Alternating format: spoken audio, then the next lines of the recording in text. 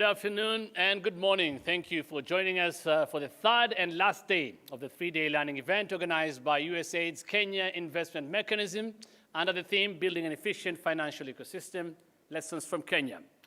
We thank you once again joining us virtually in Kenya and around the world for your participation. Another eventful day ahead, but first let's have a look at the highlights from day 2.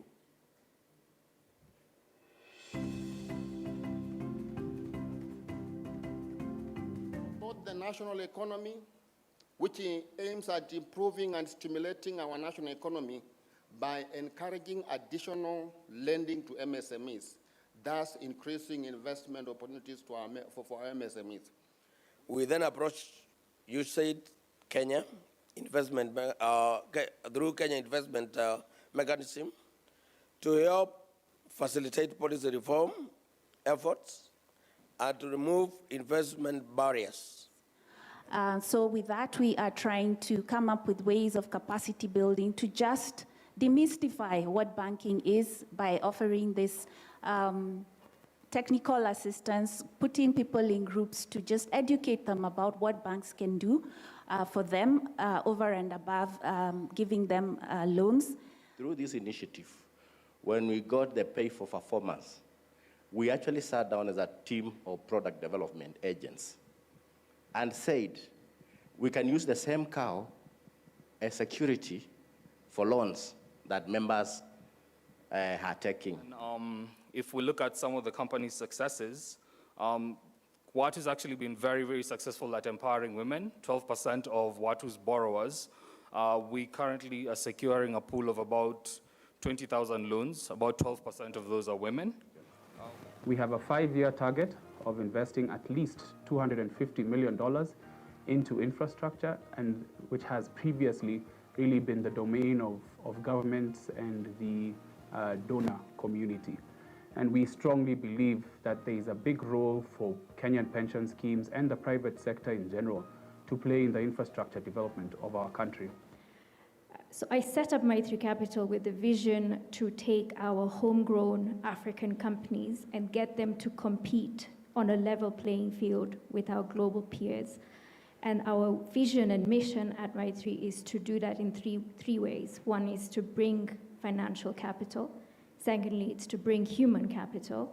And thirdly, it's to bring technological capital into our homegrown African companies.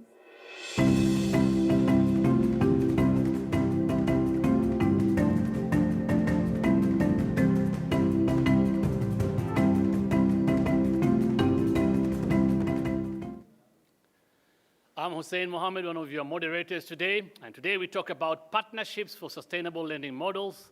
What roles do different actors play towards this end? We talk to business advisory service providers and financial institutions, as well as other USAID implementing partners. We also have a session that examines the space of women in economic participation and the challenges and opportunities in financing women-led businesses. And there's a colorful video from the Maasai Kajiado Women Cooperative to look out for.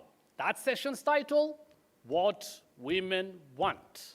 I dare my colleague, Yusuf Ibrahim, the other moderator, to answer that.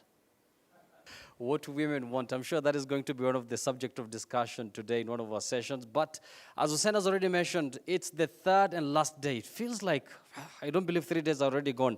It means like we've shared a lot of knowledge. We've shared a lot of information as far as matters finance and agriculture is concerned. So today's the third day. It's the last day. So we want to end on a high. How can we do that? We have to be very, very interactive.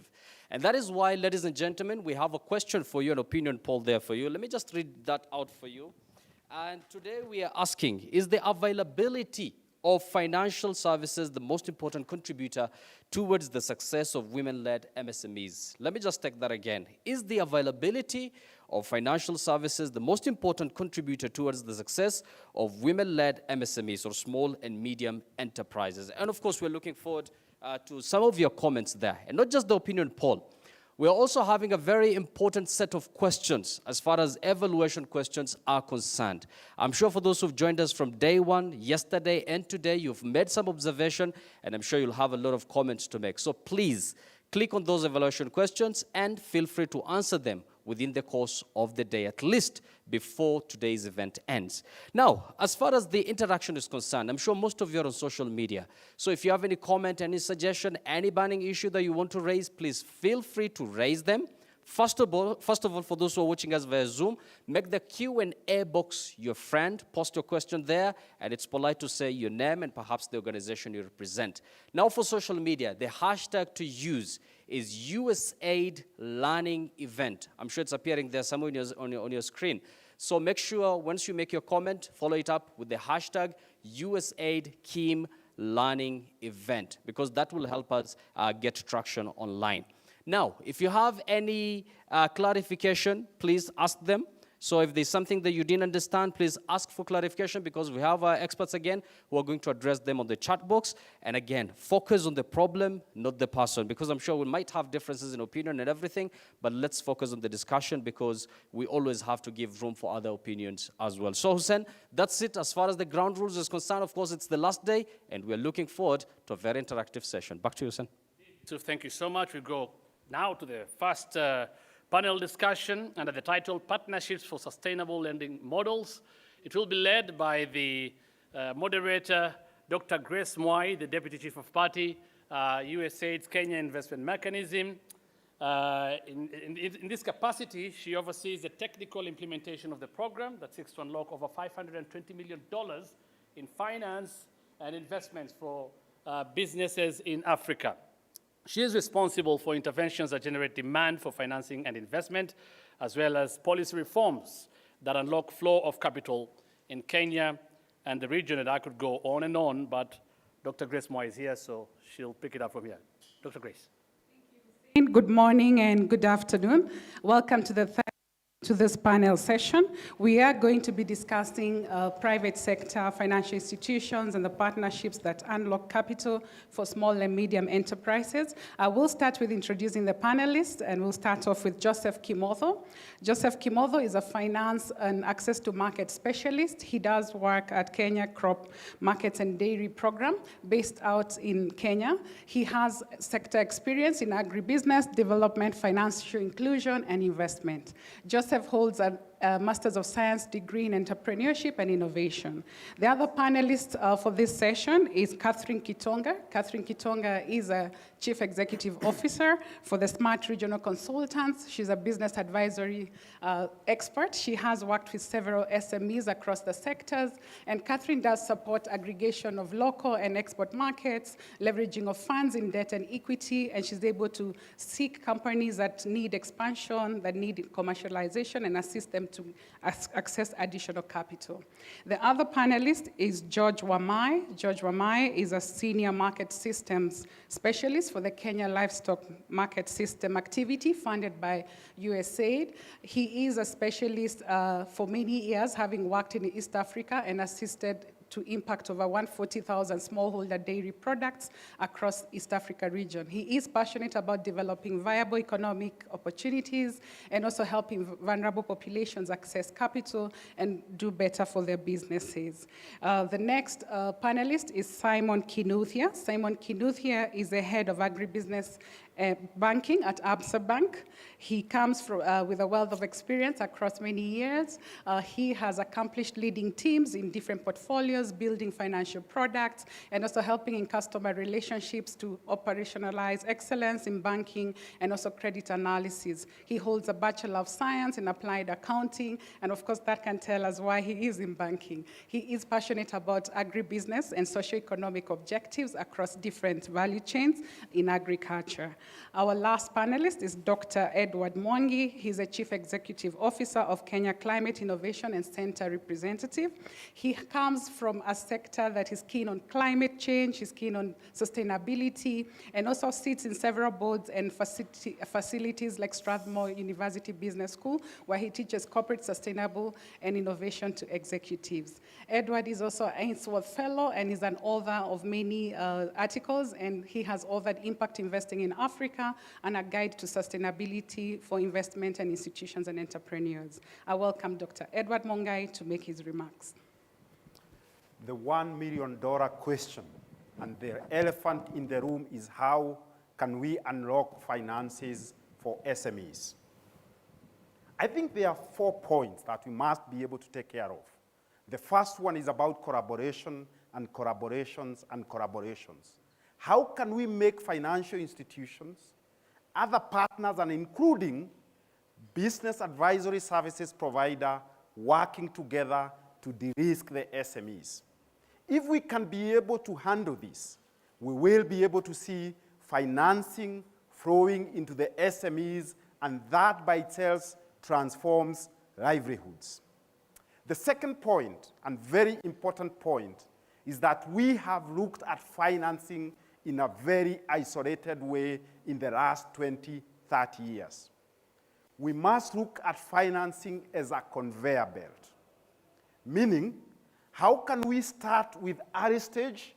There are those who will be able to provide financing within early stage. We go to scale up, we go to growth, and hopefully we can have the commercial banks and we can have private equity, and that way we will have provided the solution.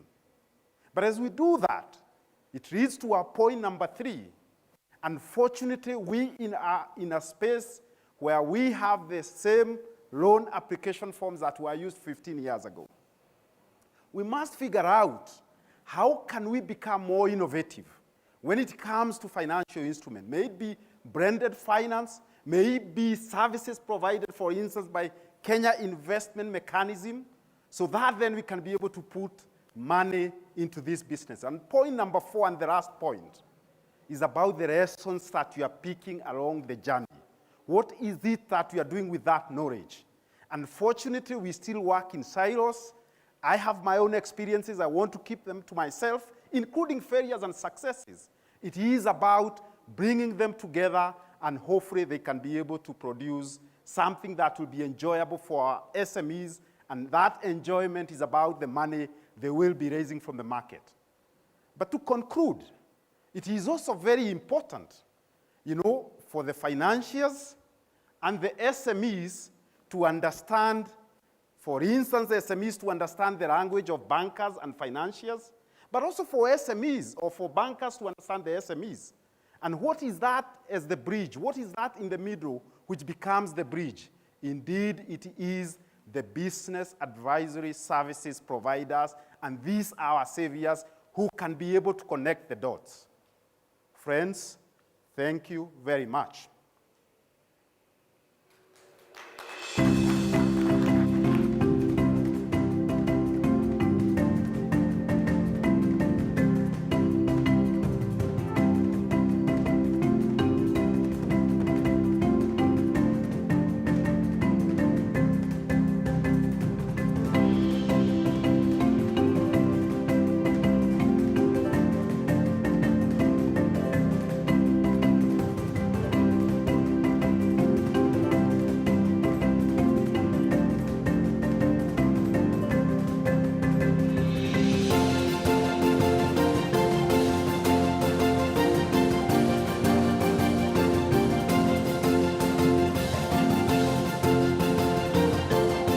Dr. Edward just clearly told us that the business advisory service providers are the glue between the financial institutions, the people who have the money, and the people who need the money, the SMEs.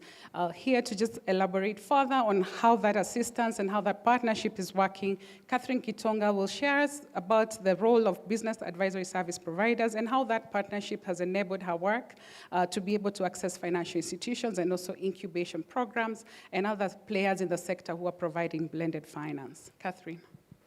Thank you, Grace, and thank you, Edward.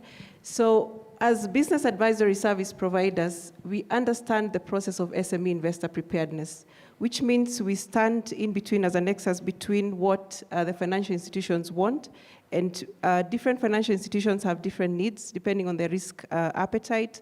We have commercial banks, we have venture firms, impact funds, and then we have on the other side SMEs that require financing, and I'll touch a bit on the agriculture SMEs who require the sensitive kind of financing. They need it immediately because of the cycles of agriculture, but then again, to talk to financial institutions, the SME needs to have developed a data room that has all the information that a financial institution needs. And this ends up being financial models, audited accounts, projections, business plans, and from our experience in the last couple of years, this normally is not the case. So the SME needs the money immediately because of the cropping cycle, but that information is not ready. So when we start a conversation with a financial institution, the process ends up stopping because certain documents are not there. So it's important to appreciate the value of a business advisory service provider in the SME investor preparedness process. Again, we tend to understand the demand and supply of the finance. We get to know where these financial institutions are and what they're looking for. So we're able to place the SME in the right position. Some SMEs need scaling money, startup money. They don't need commercial money because of the age of the business. So we're able to know all those people and place them in the right positions. Thanks.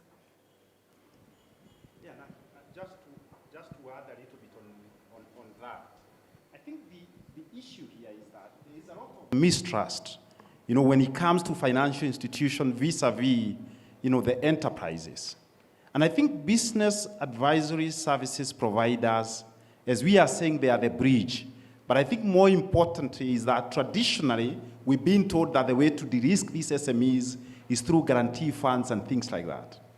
Truly, when you have business advisory services providers, and on top of that, you add what you call technical assistance, that go one step in terms of de-risking, and therefore, financial institutions and investors must see, business advisory service providers as friends who are trying to make their investment bankable. And if that is the mentality that we take into the equation, what is going to happen? We'll see banks and financial institutions and investors having bigger portfolios, but also the SMEs, and companies, and including those in climate change, in agriculture, getting to be funded. And I think that is all what we are looking at, and including Kenya Investment Mechanism. Sure, I agree, Dr. Edward and Catherine. When we look at the conveyor belt that you so carefully explained to us, we see other programs, we see other implementing partners, and I'll just ask Joseph to give us a clarification. Do you agree or do you disagree with the bridge, and has that worked for you in the partnership with business advisory service providers and other providers in the financial ecosystem? Thank you very much, Grace. And indeed, yes, I agree. And I want to bring this in terms of collaboration between the USAID activities.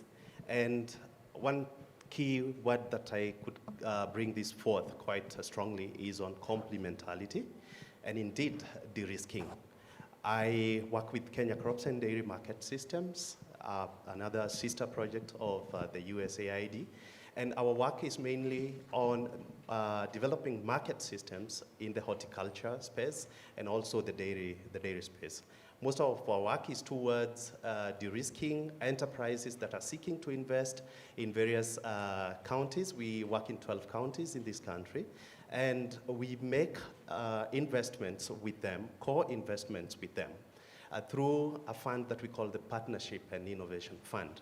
Here, we use the de-risking mechanisms of technical assistance and grants to these upcoming SMEs. You'll agree with me, some of the SMEs that we have really need some time before they can be able to grow their assets, they can be able to develop their markets, and therefore, sort of an incubation period where we provide the grant funds and the technical assistance, and then we generate a pipeline from those grant partners, who financial institutions of the financial sector providers, financial service providers, can be able to look at potential deals for them. So we work closely with the Kenya Investment Mechanisms to generate pipelines in two ways. One is from KCDMS, where we have grant partners, those who are implementing projects in these areas, who need commercial funds to be able to provide their matching funds, because we provide matching funds. 50% plus must be produced by the private sector actor.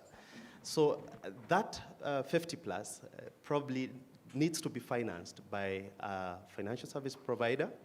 And this is where we collaborate with KIM in that they bring in their BASPs, or the business advisory service providers, to be able to arrange finance for these grant partners.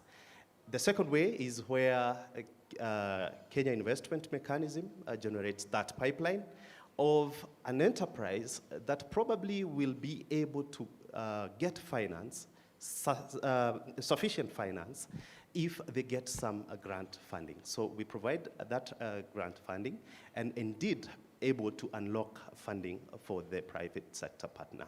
So yes, it works, and maybe just to give some figures, this year I think we have been able to raise over 104 million Kenya shillings. And just to note, we came from a learning opportunity that we got where 2 deals went through. We really had some inputs from either side, from the BASPs, and also from activities that de-risked a deal, but we were not quite well coordinated. But we realized, oh, there's a big opportunity here. And therefore, we are relying on this collaboration, complementarity on the unique models that we are using to implement our activities. Thank you. Thank you, Joseph. And just to echo what you're saying, so on this panel, I have Dr. Edward. He's part of the conveyor belt. He's an incubator.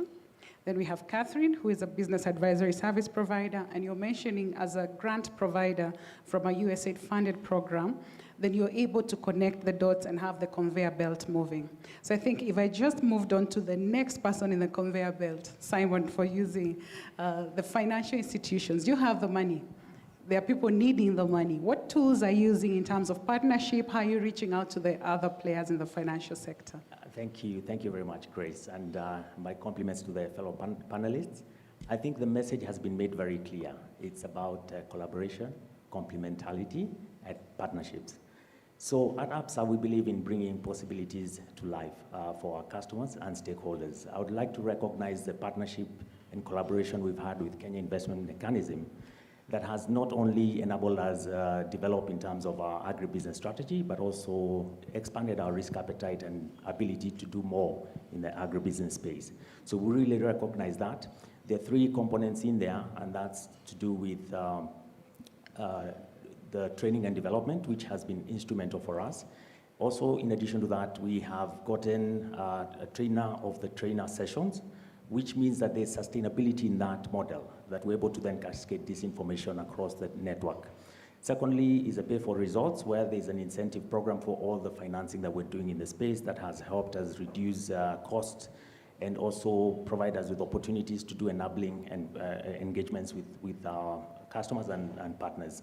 Then thirdly is a business advisory services providers partnership. I think we make this case because this is a very important cog in the whole agribusiness ecosystem.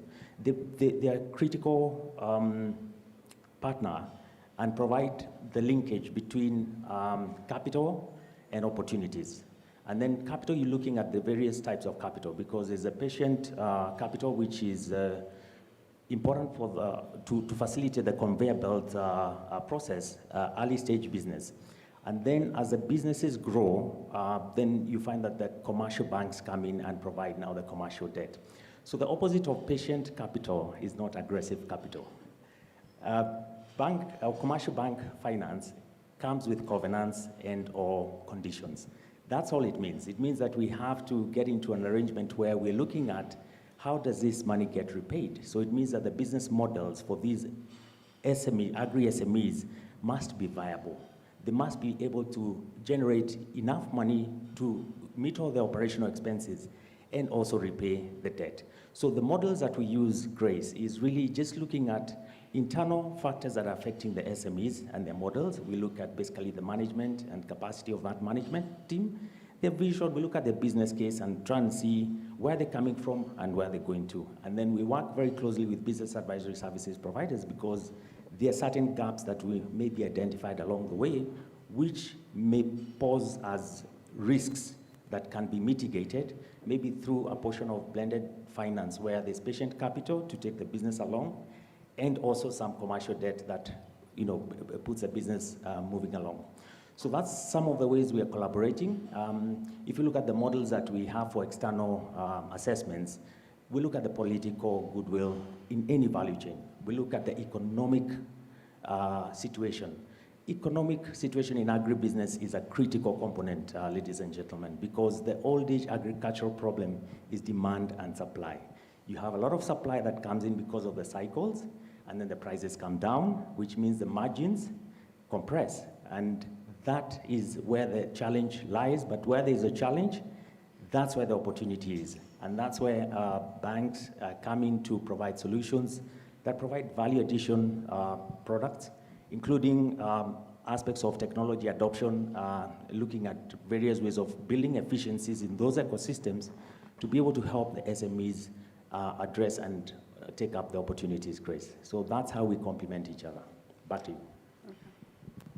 I think, Grace, I'd like to just comment on a discussion we had earlier with Simon, the fact that we need to appreciate that commercial bank money is shareholder money that needs to be repaid. So the high risk, the younger the SME is, the higher the risk that it is evaluated as. And from a learning we've had to learn is from every 100 loan applications in any commercial bank, an average of 70 are dropped. So 30 are successful. But as business advisory service providers, the 70 is an opportunity for us to look at what was the reason for dropping and how can we improve on mentorship and coaching and the SME investor preparedness process to then create a success around the ones that are dropped in terms of lending. But that's quite an important thing. Yeah, and indeed that's a good point. But I think also there is one other piece of information here. These 70, obviously what happens is that they need business advisory. They need that enabling environment. They need the facilities to be able to get to the next level. But I must also say, with facilities like Kenya Investment Mechanism, there's need for us, to think a little bit about how can we be able to provide purpose-fit financing. So that, for instance, some of those 70, I can tell you, they will require what we call proof of concept money. And that can only be a grant. Once they have that grant, they want to produce and test what is it that they want to do. But before that, or rather after that, they want to sell 100 items or 200 items. Unfortunately, Joseph will not look at them when they are selling 100 items. So there need to be another bridge there, which is probably the early stage finance mechanism, which then could be at concessionary rates. And once you make your 500 items or products and 1,000, then Joseph here will start thinking about you. But even if he's thinking about you, he needs some branding.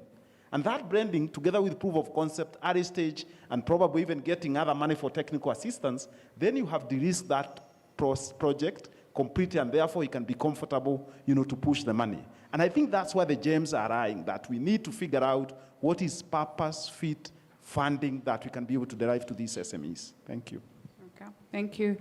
Joseph, you did look like you had a comment. Yes, and true, and this is towards partnerships. And it gets exciting sometimes when I get a call from either a business advisory service provider or a financial service provider, whether it is in the mainstream banking or even in the impact segment, that they're looking for some deals. And also getting that question from probably a lender.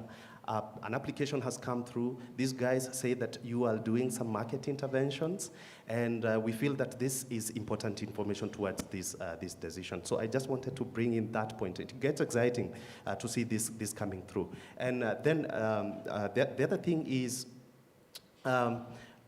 we sometimes look at the commercial banks and also the funding, the early stage funding in different ways. But I want to also believe that the grant funding that comes in and the risk is quite very, very crucial. And I want to bring in this in the conveyor belt, which Dr. Mungai brought in, of the enterprises come in at the grant stage and slowly by slowly are able to now start accessing commercial funds, even from a commercial bank. So sort of that conveyor belt is actually working when there is serious commitment and commitment to high quality outcomes at the grant funding stage and also the patient funding stages. Thank you. If you may, Chris, if you don't mind, maybe just to talk one thing about the whole conveyor belt, about the financing. And sometimes these dots, they may never make sense when you look forward, but when you look backward, you're able to connect those dots and see how that flows in. And I'm talking from the perspective of much of this conversation is happening when the markets are well developed, when the supply and the demand of the chain in terms of the financing is working. But what happens and what is the picture when you look at the SMEs, the investments that are within the thin and very volatile markets? And here I'm talking about when you look at about 80% of this country, within the ASA region of this country, where the markets are very thin, be it the markets for the products, be it even the other services, even the finance, even the basic business services are more or less missing. So it comes a bit of a tie where you need to be really very purposeful to look at how the partnership can be able to be cultivated in a way we can also be able to look at that bigger scope and look at the investments, look at the SMEs that within those volatile and very thin markets. Yeah, I think, Grace, that's very important. Yeah, maybe I can add something there, and I think that's where complementarity comes in, because then you have the aspect of blended finance to some of those regions where the risks may be slightly higher than what commercial banks can take on their own. But we do have de-risking mechanisms also that have come into play, like credit guarantee schemes, including the government guarantee scheme that is been launched for SMEs. These help us to mitigate some of the risks that come about. But I just wanted to make a point around the decline rates in agri-business financing. That was very high in the preceding periods, but increasingly through efforts and collaborations with partners like Kenya Investment Mechanism and all the training development perspectives, and in terms of also bringing like-minded partners together, we've seen that drop over time. The success rates for deals is becoming better and better because both the bankers and with the business advisory service providers are able then to identify the risks. The issue is not to eliminate risk, it's to identify the risks and provide mitigations that will enable us then be able to make this deal bankable. And that's investments that we've done internally and also with collaborations to be able to have more success in this agribusiness financing. Thank you. Sure. Thank you, Simon. And Wamai, just to get back to your de-risking conversation, and you did talk of volatile and underserved markets. Would you share with us some of the lessons you're picking as you work in northern Kenya and try to provide financial services to the SMEs and entrepreneurs in that region? Thanks, Chris, and also the panelists, and for this very enriching conversation. And I want to pick it up from where I stopped, and especially within the northern Kenya, considering the huge large mass that is there, and also the huge potential opportunities that are existing within the north. I'm coming from a program that is funded by USAID that is called Kenya Livestock Market System. And we're working within the northern Kenya, and we're working with the counties of Garissa, Isiolo, Marsabit, Wajir, and Turkana, and those are pretty thin markets, and whereby much of the businesses that are operating there, they are more as not investor ready.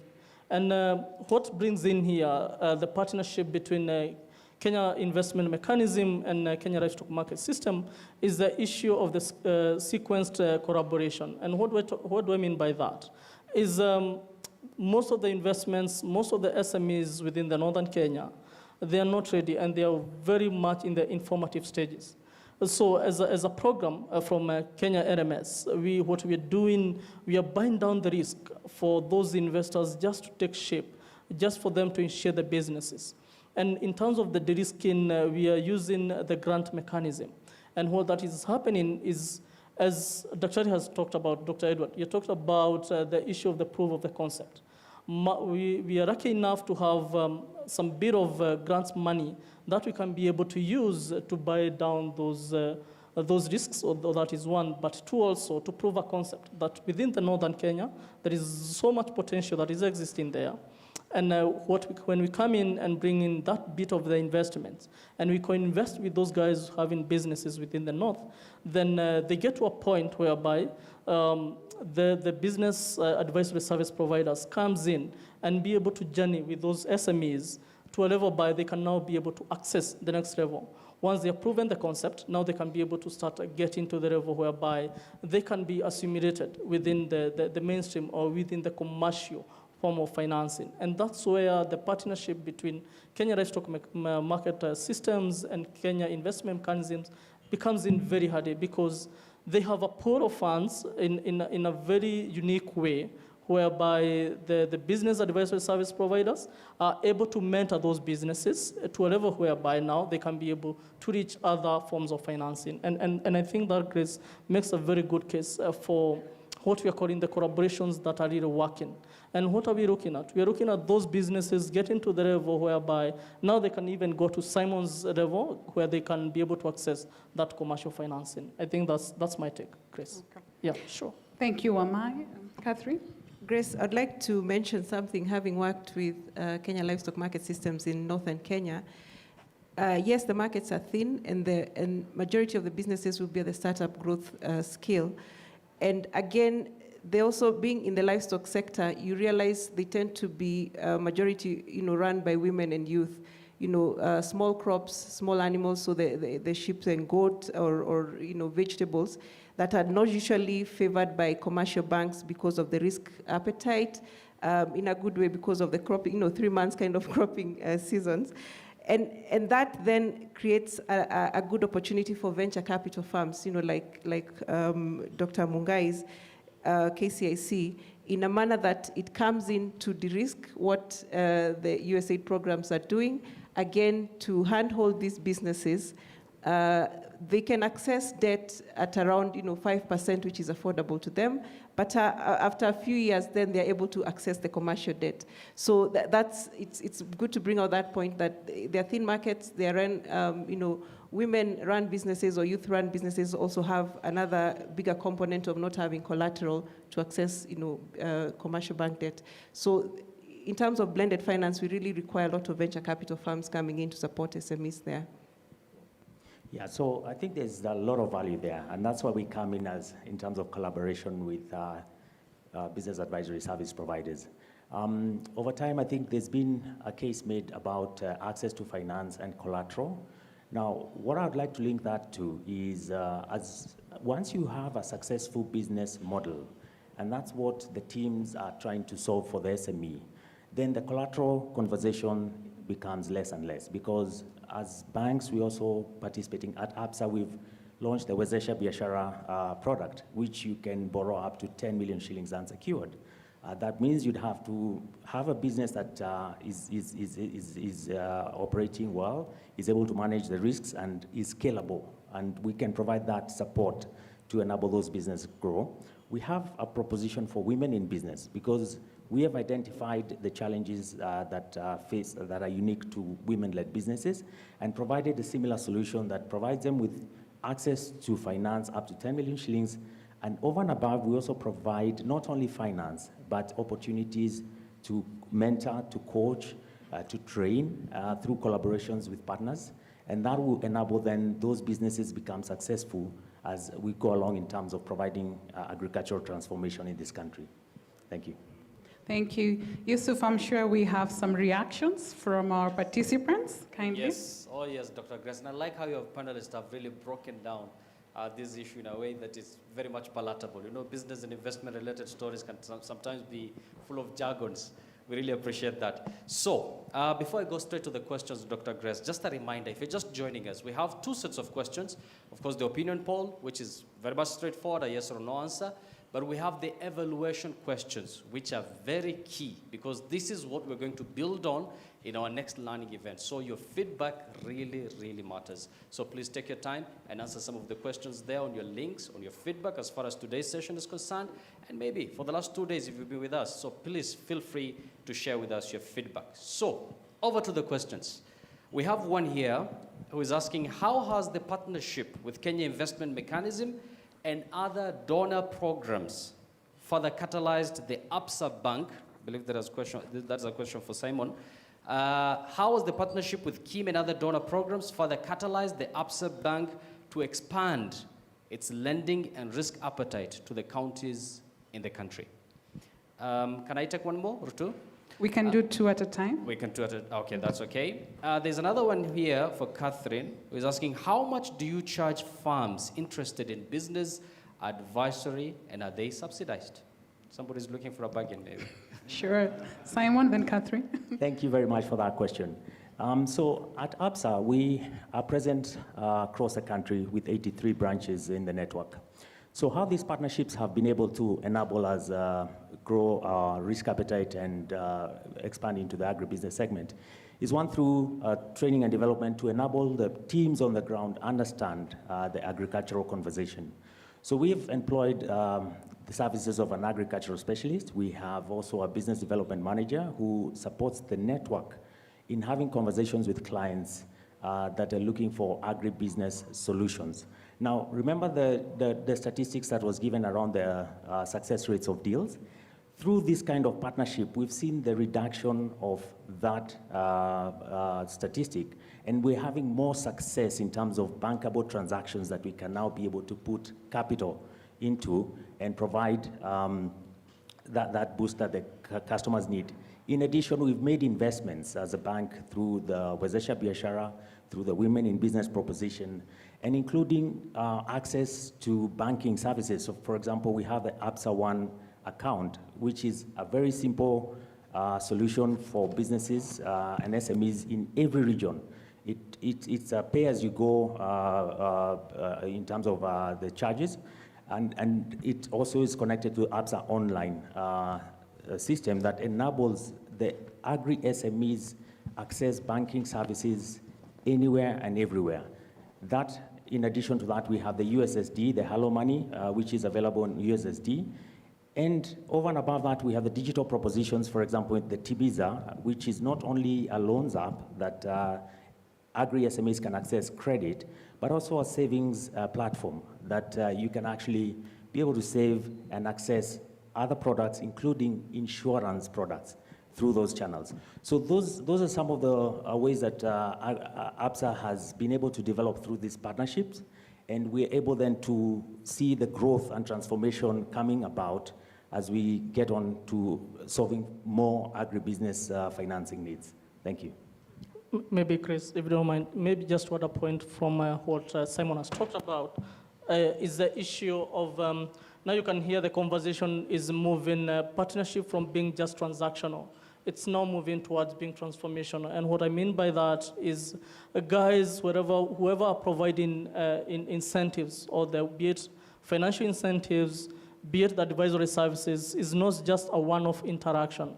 But now the conversation is moving towards a more long-term relationship that are becoming now transformational. And that's the beauty of having this belt connecting from the guys who are willing to offer that seed capital, that seed investments, to the guy who are looking at more of branded financing. And by the time it gets to the commercial financing, the whole of that becomes now more of a long-term relationship, be it the financial service providers and also be it the SMEs. They look at them not a one-off, but a more of a journey that these people are journeying together. And I think that's a very important point. Yeah. Sure.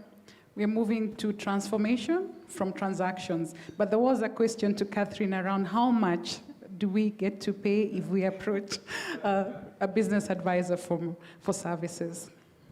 So I have to say, from a business advisory service provider perspective, we don't have a one-price-fits-all because every situation is unique. So what we do as an organization is we have an SME investor preparedness program that identifies gaps in the SME, and then from there we're able to negotiate with the SME the kind of services that we shall offer and the cost implications for that. However, we like to play at the bottom of the pyramid where SMEs that, the 70% that we're talking about that need access to finance but are lacking certain things, we come in and work with them. And the second question was about, are we subsidized? I'd like to answer that by talking about the Kenya Investment Mechanism relationship that we have, and the fact that as a program, it subsidizes business advisory service providers to go to the thin markets that we're talking about in northern Kenya, or to look at products that are not necessarily favored by financial institutions. such as the vegetable farming and smallholder milk business, those kind of examples. So the program will de-risk us in a very special way. It's a pay for performance. So once we're in that market and we do all the business advisory services that need to be done, the mentorship, the coaching, the hand-holding, will help the SME develop their records and eventually then take them to a financial institution. Success fees is what we get from the entire transaction. But you can see that the program, the Kenya Investment Mechanism program, has provided a pathway for us to go to very thin markets and provide professional level business advisory services that are not necessarily always there, but we've brought them down to these markets. And there's increase in the flow of finance, like you can see from the statistics we've had. SMEs are getting finance in these thin markets. Thanks. And I really like that, that direction of the conversation about, charging for these services.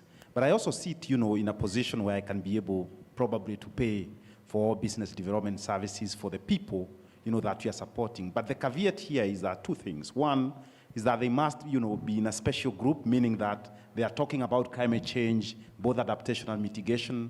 But also, more important, it could also be for women and also for youth, people who cannot be able to afford this. But the second caveat, and I think that's what George was alluding to, and very important, is that even if you are giving grants to these people, at the end of the day, you must instill that commercial discipline. Commercial discipline is what is important. These are businesses. The best way you can be able to raise money is through your sales. But if that is not coming, we are happy to push you through, the financial institution, through this blended financing, through activities of Kenya Investment Mechanism for you to be able to get to that level. But indeed, there is a mix depending on the situation, about the price, and I guess also the success fee that you get from this. Thank you. I think we'll let Simon talk about the success fee that he would charge if he had a transaction advisor on his panel, but let me not put him on pressure now. But we'll go back to Sophie if you have additional questions.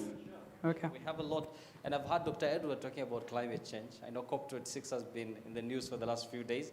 And speaking about climate change, Dr. Edward, somebody is asking, why should our financial services providers shift more financial instruments that support environmental sustainability, climate, and social impact? I think you can take that.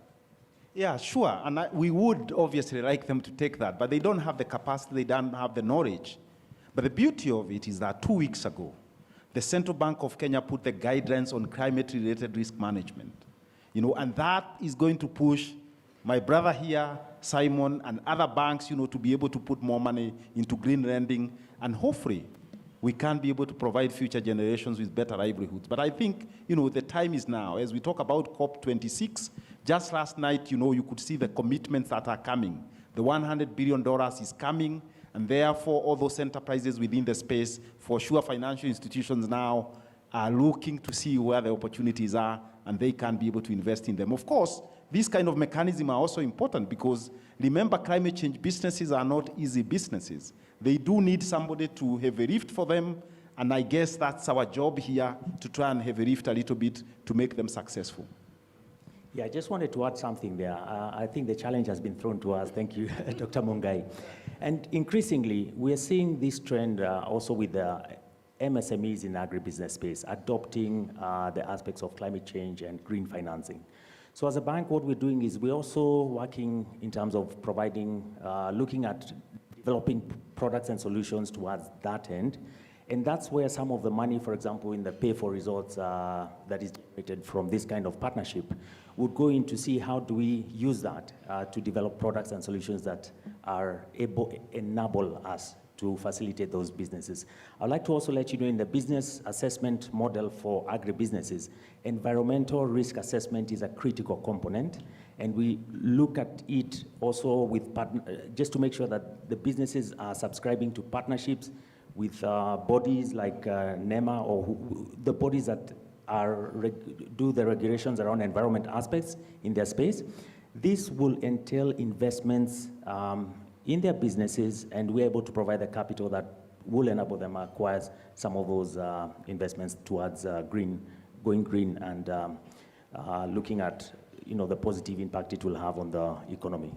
Just a quick one, Hussein, before you get to the next question. I think there is a very important point that Dr. Edward and Simon, you have raised, and the issue of having innovative products that are going to impact a broader scale in terms of the people it's going to reach. And here, looking, and especially more so within those in market that are not very well privileged to have the very sophisticated financing.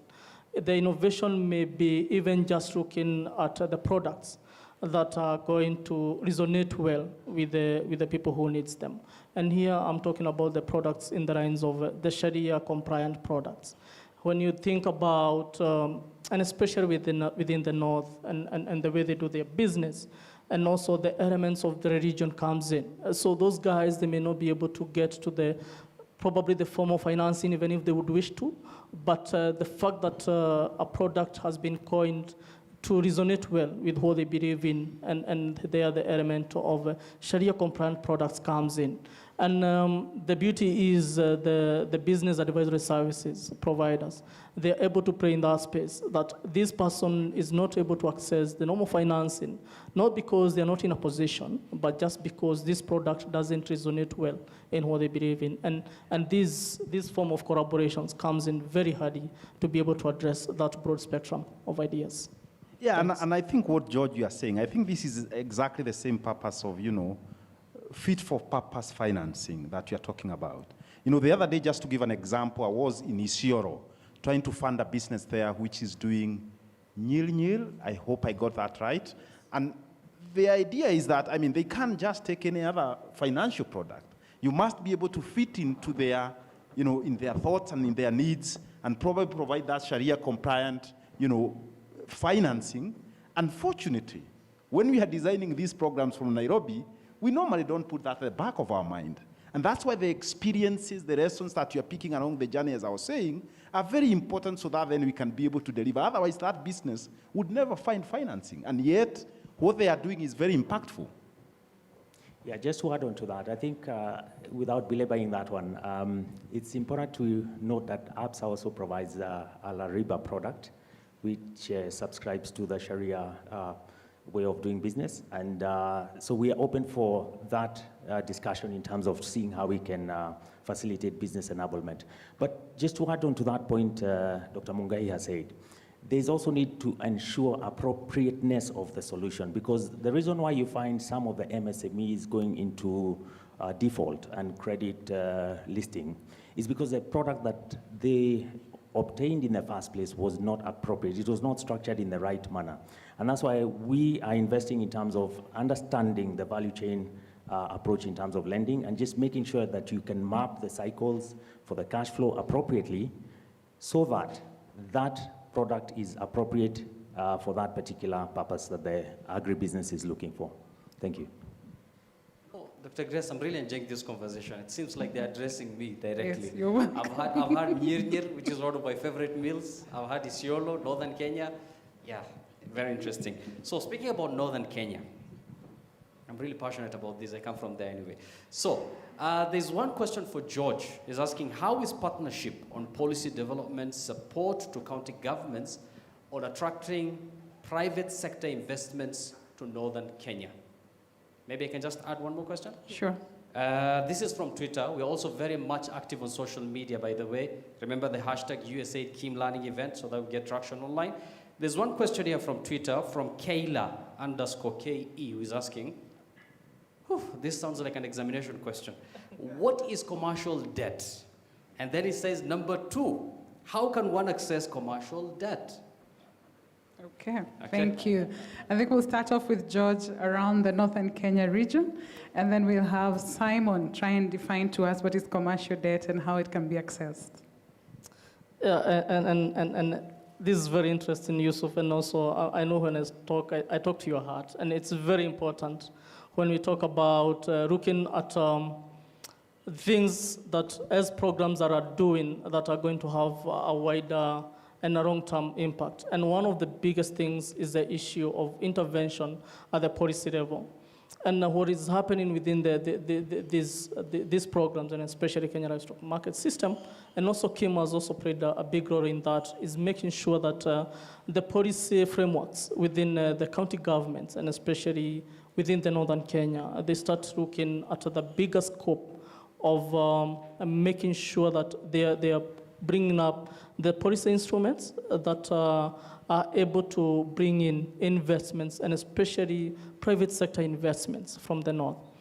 One of the biggest, or the old narrative is the north, there is no business. But it's very far from it. I think Dr. Mungai can be able to attest to this. The opportunities are there, and probably maybe even him, it was a surprise. Seeing women who are doing some very innovative products within the northern Kenya and have a huge space and potential so to grow, that they are now ready to have tapping into that kind of investing. And the policy frameworks within the northern Kenya, and also coming up with like county-based enterprise development funds, just looking at the SMEs within the north, but more so in particular also having those policy frameworks that are looking at the institutions, the Chamber of Commerce, and more so looking at the private sector guys who are working within the northern Kenya, but also a bigger scope is the issue of looking at how can we be able to leverage the social capital of the people who are within the northern Kenya, the issues of the cooperative work, people be able to put resources together, and all these are anchored within the policy frameworks with the county governments that you're working in the northern Kenya. That's a big one. Sure. Maybe actually, go ahead. Okay, I just wanted to add, because at KCDMS we also do the same, and quite collaborating with Kim on this, towards the county government, and sort of a lobby in terms of their allocations to the agriculture sector, and really enabling and de-risking the enterprises in their counties, and also enabling trade and value chain coordination within those counties, so that there can be trade, there can be flow of money, and this is what goes into paying the commercial debt that we are talking about here. Thank you. And actually, before we define what is commercial debt, I think I should, the opportunities, in the north is pregnant. I give an example. We do have a program called Agribiz, which is funded by the European Union. And we have a hub in 8 counties or 8 regions. And Isiolo is where we have a hub. Last year, actually, early this year, we called for applications for businesses to come to us, so that then we can be able to provide them with support. And guess what? In Isiolo, or rather that hub, we received 12,000 applications. In Kiambu, we received 6,000. So indeed, what George is saying, they just need the opportunity. But as we give them the opportunity, and back to this question again we are answering, there's a couple of things, friends, we need to understand. Finance will not sort it out. Business advisory will not also sort it out. The challenges our enterprises are facing are 5. And if we can have a mechanism to resolve those 5, of course we are talking about financing, we are talking about business advisory, but there is the enabling environment, which is the policy side of things. And especially, when you're talking about innovations, because we know globally innovation is already ahead of policy. So you will find people with innovative solutions, but they can't put them into the market. Why? Because the government will arrest them. So we must be able to figure out how do we work on the policy. And the second, or rather the last 2 things, is about information.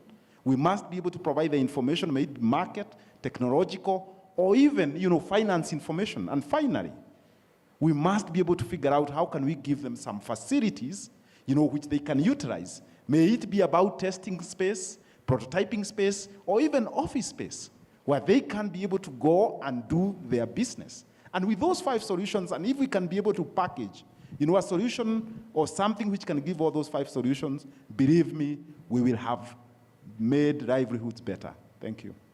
Okay. We have 5 solutions. We had them. But before we go to the 5 solutions, because I would like us to focus on them, let's get the definition of commercial debt. Yeah, right. I think that's a very good question, and I'll just put it very simply. Bank finance is one type of commercial debt, and commercial debt would mean that you're getting this finance, but it comes with a repayment clause. You need to repay it back. there's usually an interest component that is charged on it, a cost to that debt, and also there'll be possibly terms and conditions for that financing. So as Dr. Mongai previously mentioned, the other sources of finance or capital are things like in the early stages, you can get grant money, you can get angel financing, some of it patient, and then as you go along in terms of your business growth, you can come to commercial debt, which basically means that your business model, if it's an agribusiness, is generating profits or margins. The margins are sufficient to repay back or to cover the operating costs and to repay back the debt. Then as you go along, then you have private equity funds that come in to also scale up the business, and there's all those manner of capital available for businesses. So to access commercial finance, you just need to come and speak with us or give us your contacts. We can speak to you around your business and what you're doing. And again, with the collaborations of business advisory services providers, depending on which stage of business you are in, there are various opportunities to link you with the right capital for your business. Thank you. Thank you, Simon. Grace, So we did. I'd like to just mention something quickly to demystify the fact that grant money is not free money. Everybody tends to think it's free. There's a cost implication, or your skin in the game as a business owner has to be there. So there's a cost share element. There's your expertise, or the kind of, you provide working capital, there has to be skin in the game for the SME. So all these, commercial debt, impact funds, venture firms, grants, they all have a cost share element or a skin in the game element that will make this SME successful. So we need to bring out that fact that it's not free money that you can pilot something and if it doesn't work, you walk off and go. You have to really bring in your own expertise. Yeah. Sure. And if I may add the word accountable as well, because you must account for the funds that you get. But if Grace, you may allow me to just bring in the dimension of demand stimulation, and the fact that these concessionary funds that, if I may call them as well as the grants, and just probably to comment on the commercial funds, is that they go at the market rate. You will hear of the interest rates being declared by the central bank, and then you have the bank rates that go around the market rates. And just to bring in the issue of the demand stimulation and the encourager that brings the private sector into actually going for the commercial funds to complement what they're getting probably from the grants perspective. Now, we have had cases where we go in and we are working on a project with a private sector actor, and sometimes they tell us, kindly give us some time, we need to go back and look at the business case. So a private sector actor needs to be convinced that there is a business case for them to be able to come for the accountable grant funds or that early stage funding of the concessionary funds, so that they can be able to also put in their money and also put in their commitment to pay the commercial funds. We have seen quite a number of them. Sometimes they will come and say, after reevaluation, we have seen, let us not take these grant funds. Sometimes people ask, why did they say no to grant funds? But it is this aspect. But we are looking at the grant funds being catalytic to attract the bringing in of the private sector capital. Another way that we have seen demand stimulation, and this is also about the crowding in of the financial institutions and also the BASPs, is on one investment in one key value chain actor causes investment by other value chain actors, and therefore the demand for finance. So we see, for example, we have worked with an avocado exporter. They're working with the cooperatives. The avocado exporter has made some investment. The cooperative also wants to have some financial capital to be able to do their work and also to cater for their members. So I want to be a good advocate of the market systems approach in that.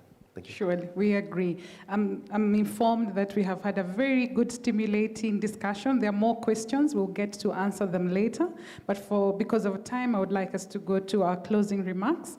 And I would like the focus to be, we are learning lessons. There are spaces we've tried and not succeeded. So if you'd give, as part of your closing remarks, lessons learned in spaces that you've had failure and what you've done to adapt, and any advice that you'd give to the financial systems or financial ecosystem service providers. We'll start with you, Dr. Edward.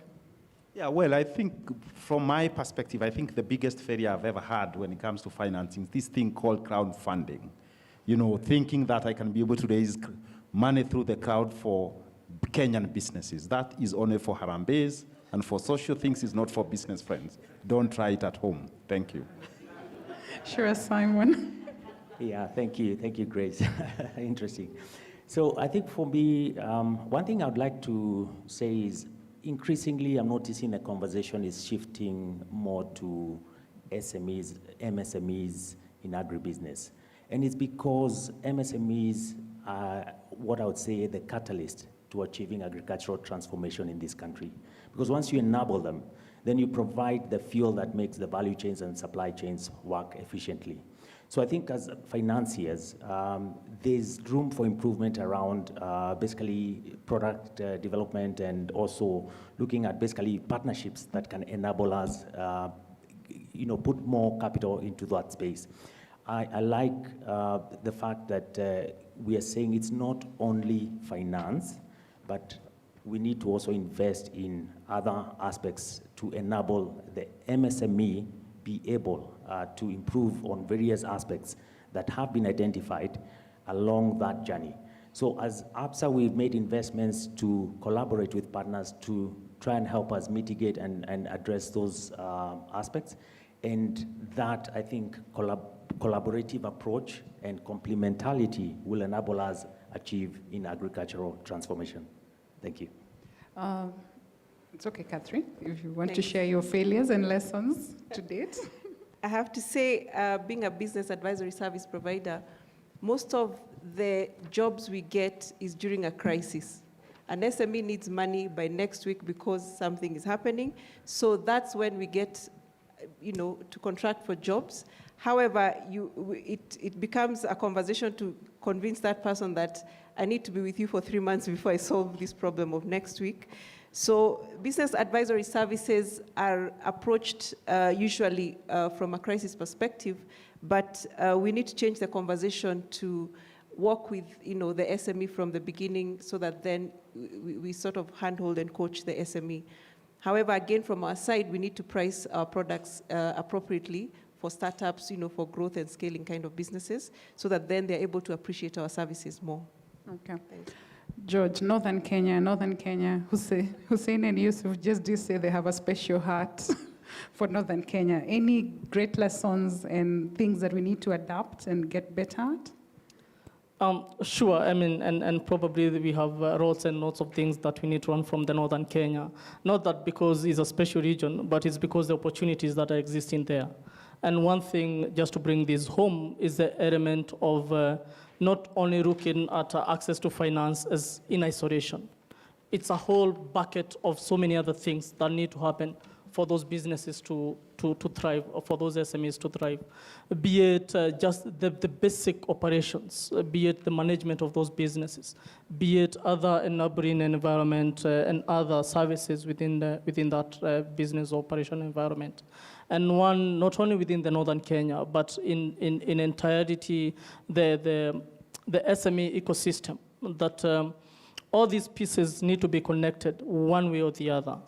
So that we don't look today focus only on finance. Maybe it is a theme today, but we also need to think about all the other aspects of the businesses that need to make them happen. I think that's the biggest one for me. Sure. Thank you, Chris. Thank you. And Joseph, you focus on crops and markets. So looking at the system and just learning how best we can fix the markets. There has been previous conversations around value chain, but also just looking at the markets. Any lessons that you'd like to give as closing remarks? Thank you very much, Grace. I'll take the perspective of the young people, and mine for me is a challenge, not really a failure, but something that I feel there's a lot to be done. This is around the young people and the young enterprises. They have a huge role to play in the various value chains. But we see them with greater challenges because actually all these solutions cannot fit all. But there's a deeper challenge in our young people. They have even more a difficult task of bringing up their businesses. So I think it's a challenge that we need to take even from the development perspective. We go deeper and dig deeper in terms of letting up the young people come. These are the employers of tomorrow and also of today. So for me, I take it as a challenge, and if I am asked, maybe in the next project that I would like to work in, I would really want to work with the youth and go really deep into that. And the issue of market becomes very, very, very, very important.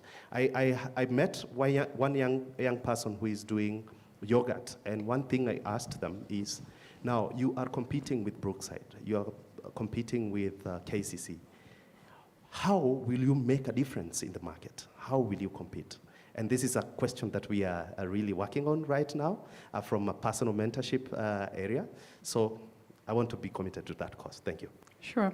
Thank you very much to each one of you. It's been a very interactive session. We've discussed about collaboration, about the 5 points, and how we need to get better, that it's beyond financing, it's beyond business advisory, that we need to do better in terms of purpose, fit for purpose financing, and also communicate and over-communicate. So a very warm thank you from me and the Kenya Investment Mechanism team to this panel for a job well done.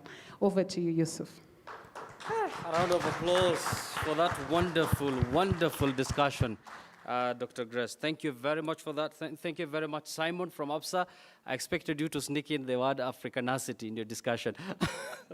Thank you very much, Simon. Dr. Edward, amazing. Thank you very much for that. Catherine, as well as Joseph, not forgetting George. And by there, I come from Marsabit, to be specific. It's the size of Nyanza, Western and Central provinces, all combined in one. That is the size of Marsabit County, you can imagine. Or just to talk about it more, it's almost double the size of Rwanda. Anyway, thank you very much, ladies and gentlemen, for that discussion. And of course, that means we are now ready for our second session. But before that, just a reminder of our poll as the panelists make their way out. We asked you earlier, is the availability of financial services the most important contributor towards the success of women-led MSMEs? We did ask, is the availability of financial services the most important contributor towards the success of women-led MSMEs? And this poll question is going to set the theme for our next discussion. I don't want to preempt the next discussion, but I'm sure it's going to even be much more interesting, with all due respect to this panelist. I'm sure the second one, I'm sure you don't want to miss that. So ladies and gentlemen, let's get ready for that. And here is just a sneak preview of what to expect in our next session.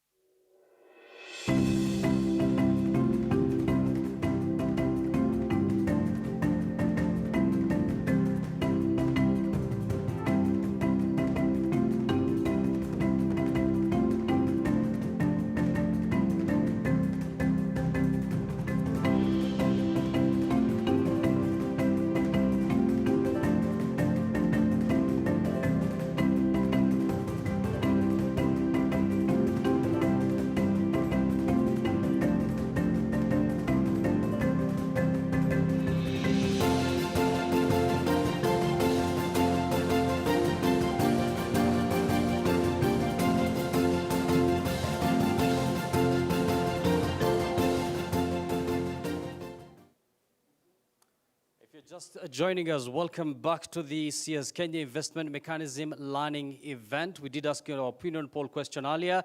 We also have some set of questions as far as evaluation questions are concerned, so please make sure before you exit today's event, make sure to answer some of the questions there so that we make even our next learning event much more better. Now, without much further ado, I told you the first session was interesting, but this one is going to be the real deal.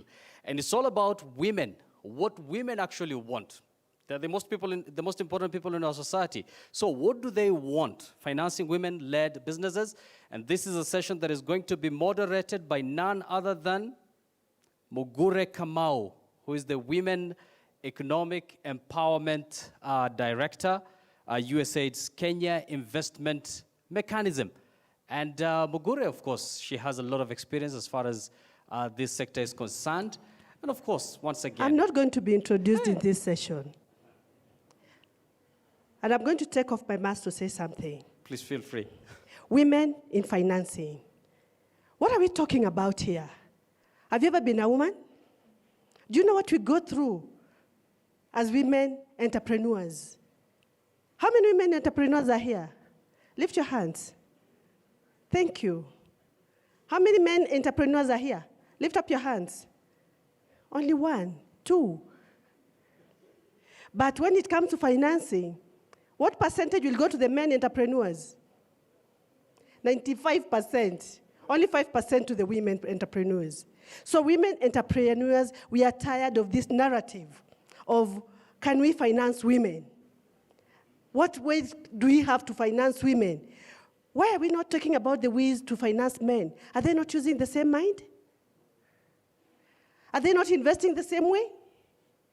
Are they not putting their blood and sweat into the financing and into the business like everybody else? So let's change the narrative as a country. Let's change the narrative as a people, because women really sweat so hard. And then when it comes to talking about financing, we are equated. Even when we talk about gender issues, it's gender, women, and youth. So women is like, we are just children, yeah? We don't think, we're just youth. You're just women and youth. You know, there's a Kalenjin saying, understand, when you say, Hodi, at the beginning, in the home, someone will tell you, there's nobody here, it's just women and children. So it's not just women and children. We are entrepreneurs. I'll give you my story. As I was working the entrepreneurship, I'm now 12 years old in business. Before, nobody wanted to talk to me. Nobody wanted to see me. It was just a woman there trying, she's just talking, just saying things. It's like you're just dreaming, nothing. Your mind is like empty. But do you know what? Women, we are a powerhouse. When we are thinking and planning, we don't plan to fail, we plan to succeed. I remember one time when I was going into my business, before I get information, and as I say, financial information is critical, even to the women. I didn't know that banks sometimes have targets. That you have a credit officer, you are targeted to do 1, 2, 3. Another one is targeted to do 2, 3, 4. So I went and said that, that time I was aggregating sorghum. I said, I want to pay my farmers, the women farmers who have grown from sorghum back there. I was supplying to the breweries. And I was told, we have such a beautiful package here. You can take actually an overdraft of 5 million shillings. We can give it to you tomorrow. Can you imagine taking an overdraft to pay farmers? And before you say, what? The money is sitting at the East African breweries, and the overdraft is accumulating interest. And whenever you make a loss, that's it. And then you go into this cycle of not knowing what to do. And the bank is knocking on your door, pay up, pay up, pay up. And you say, you asked me to take an OD. What do I do? They say, we don't care, pay up, pay up. Collateral, what is this thing? What's this animal called collateral? What is this animal called collateral? Why are you so obsessed with collateral? Women don't have collateral. We don't own properties. from our cultural background. Then because you don't do that, you start stereotyping us. And you know very well, when a woman works in your business, and you say collateral is the end of the story.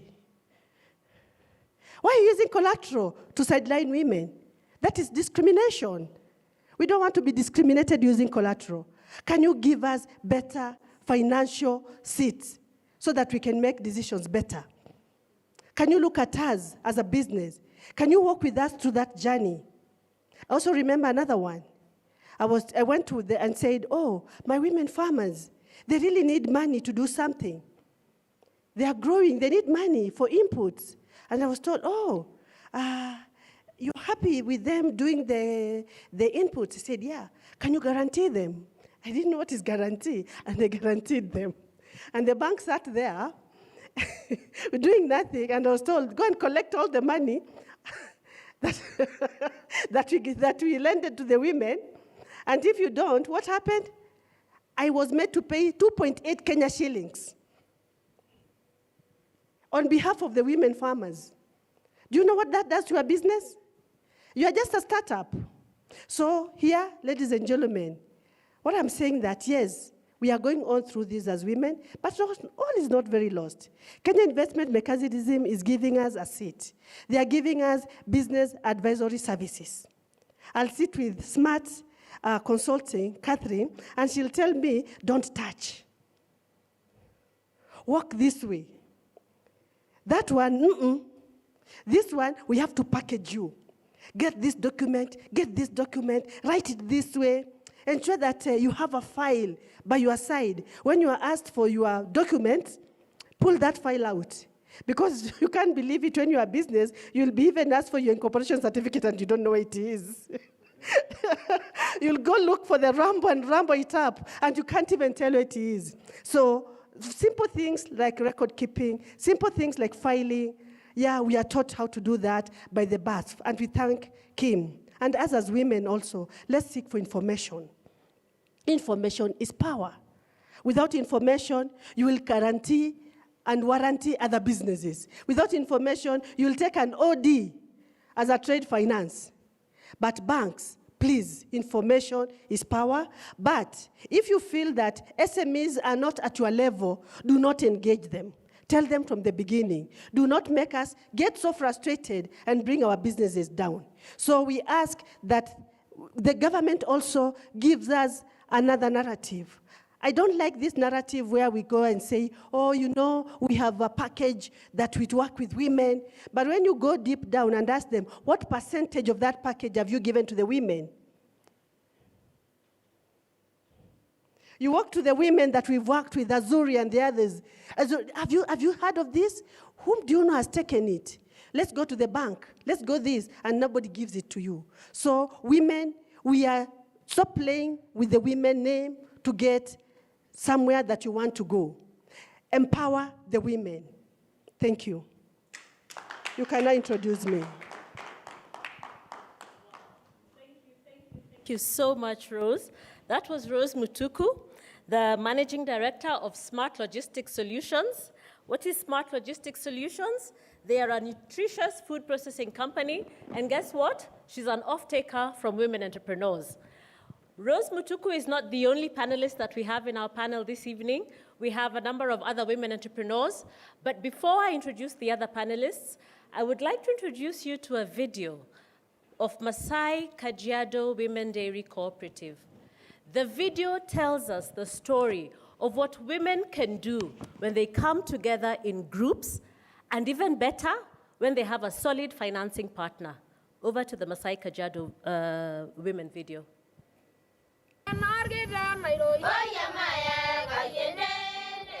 The Masai Kajiado Women Dairy Cooperative Society is a classic example of how women-owned and led cooperatives are spearheading women empowerment and sustainable rural development. It is the largest women-owned dairy cooperative in Kenya with a membership of over 7,000. Members ambaye tulianza na 400 members ambaye walikuwa na bulk maziwa pamoja, tunauza kwa KCC as a processor. Na tukaona faida sana kwa sababu wa mama Masaini, mama ana chochote ambaye anaweza own isipokuwa ni maziwa. The cooperative helps farmers in the collection, chilling, and marketing of their milk.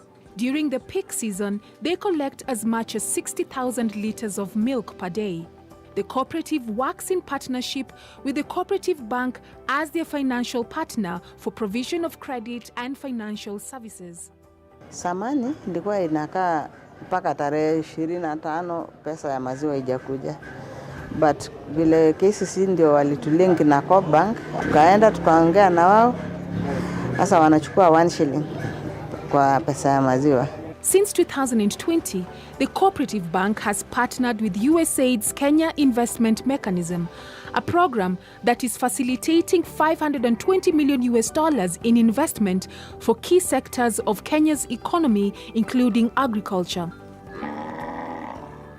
The Kenya Investment Mechanism, or KIM, builds the capacity of financial institutions through value chain finance training to facilitate private finance and investment for the working capital needs of smallholder farmers. Tell us, the partnership between USAID's Kenya Investment Mechanism program and Cooperative Bank, how has that partnership supported the bank to create products that are meeting the needs of women's enterprises in the country?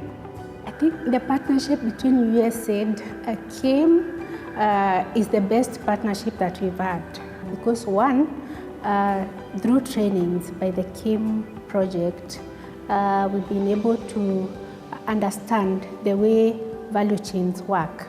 That has enabled us to widen our lending portfolio, and also has enabled us also to create linkages between the producer cooperative societies and the value chain players. Our partnership between Masai Kajiado Women Cooperative Society started back in 2019 to support members to access financial services in terms of early payment. In this partnership, we are able to finance Masai Kajiado and pay the women on time.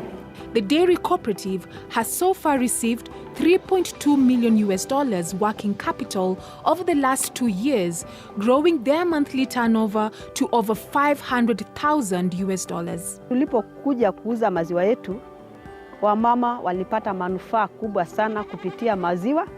Mama ameweza kustahimili familia yake, kulisha, kuvalisha. Vijana wamefaidika sana kupitia cooperative, juu wamefanya kama business, tumeweka kama transporters, so wamepata kazi.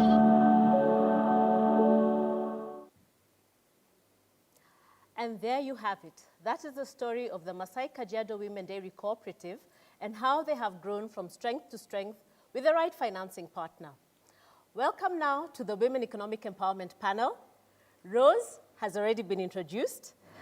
I would like to introduce Agnes Bene, the chairperson of Masai Kajiado Women Cooperative. She has been the chairperson since 2012 and continues to be the chairperson throughout this period of Corona. Next, I would like to introduce Albert Bundi. Albert Bundi is with Kenya Women Finance Trust and is a senior manager in agribusiness.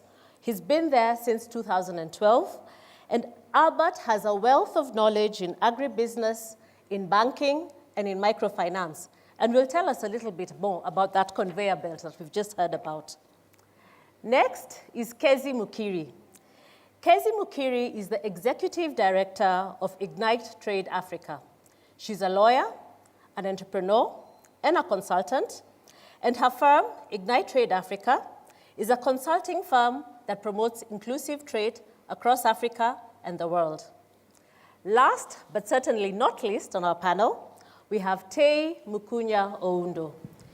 Tei is the CEO and co-founder of NatureLock, a company that is really supporting to reduce food waste. They take food that would otherwise go to waste and preserve that food very naturally into tasty, nutritious, and affordable food products. Thank you very much for joining this panel. And we will just go straight into our first question, because we have heard from Rose about the experience that women undergo when they're looking for financing. So I would like to ask our panel members to tell us a little bit about their financing experience when you've been seeking financing. What has been your experience? But more importantly, what has worked and what has not worked for you in the quest for financing? Who would like to go first? I could go first, Mugore.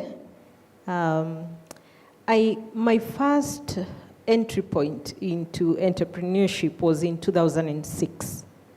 And I began the entrepreneurial journey through an enterprise I founded called Zuri Events that was in the conferencing space, working around sustainable event management, for African concepts, events that were African in nature.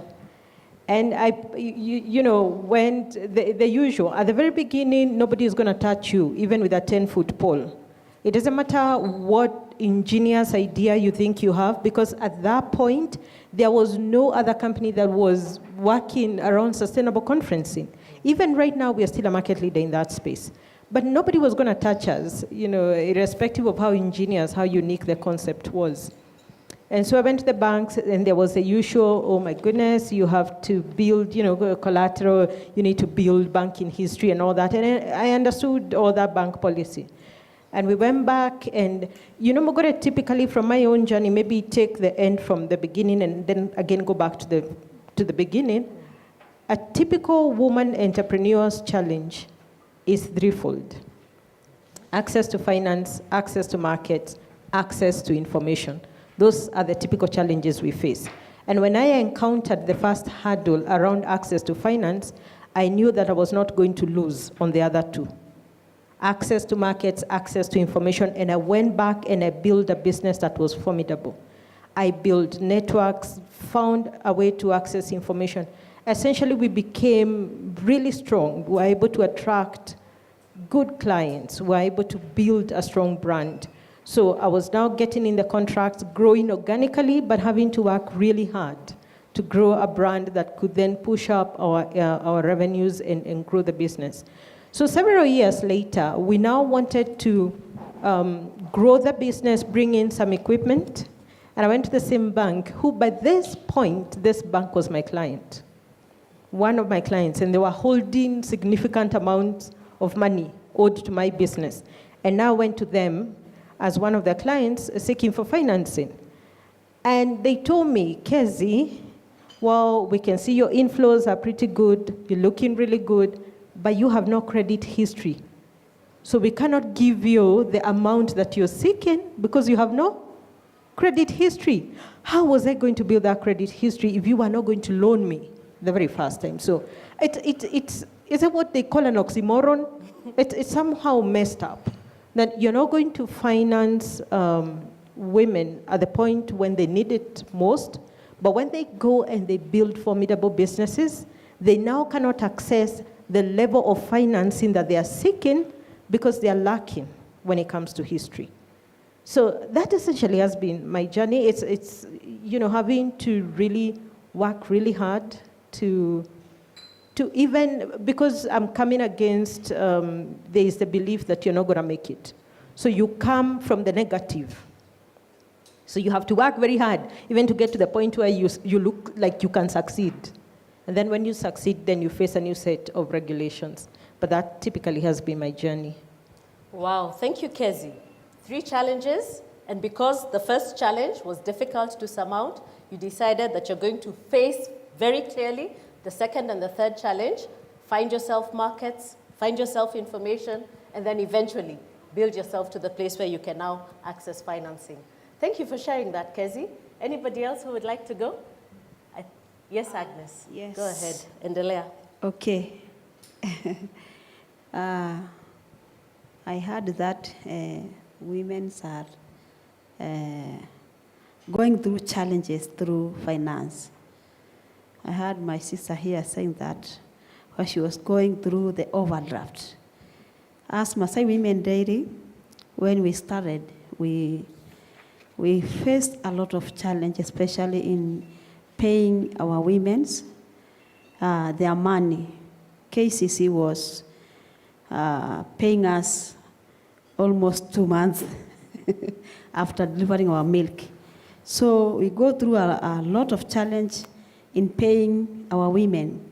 So we go through our banks in Kajiado, KCB Bank, Equity, but there was no bank who want to finance us.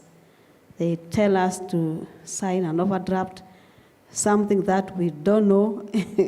We fear it, and then we go through all those challenges until when our members leave us, and then they go to the road and then telling people that these ladies steal our money, don't know everything. But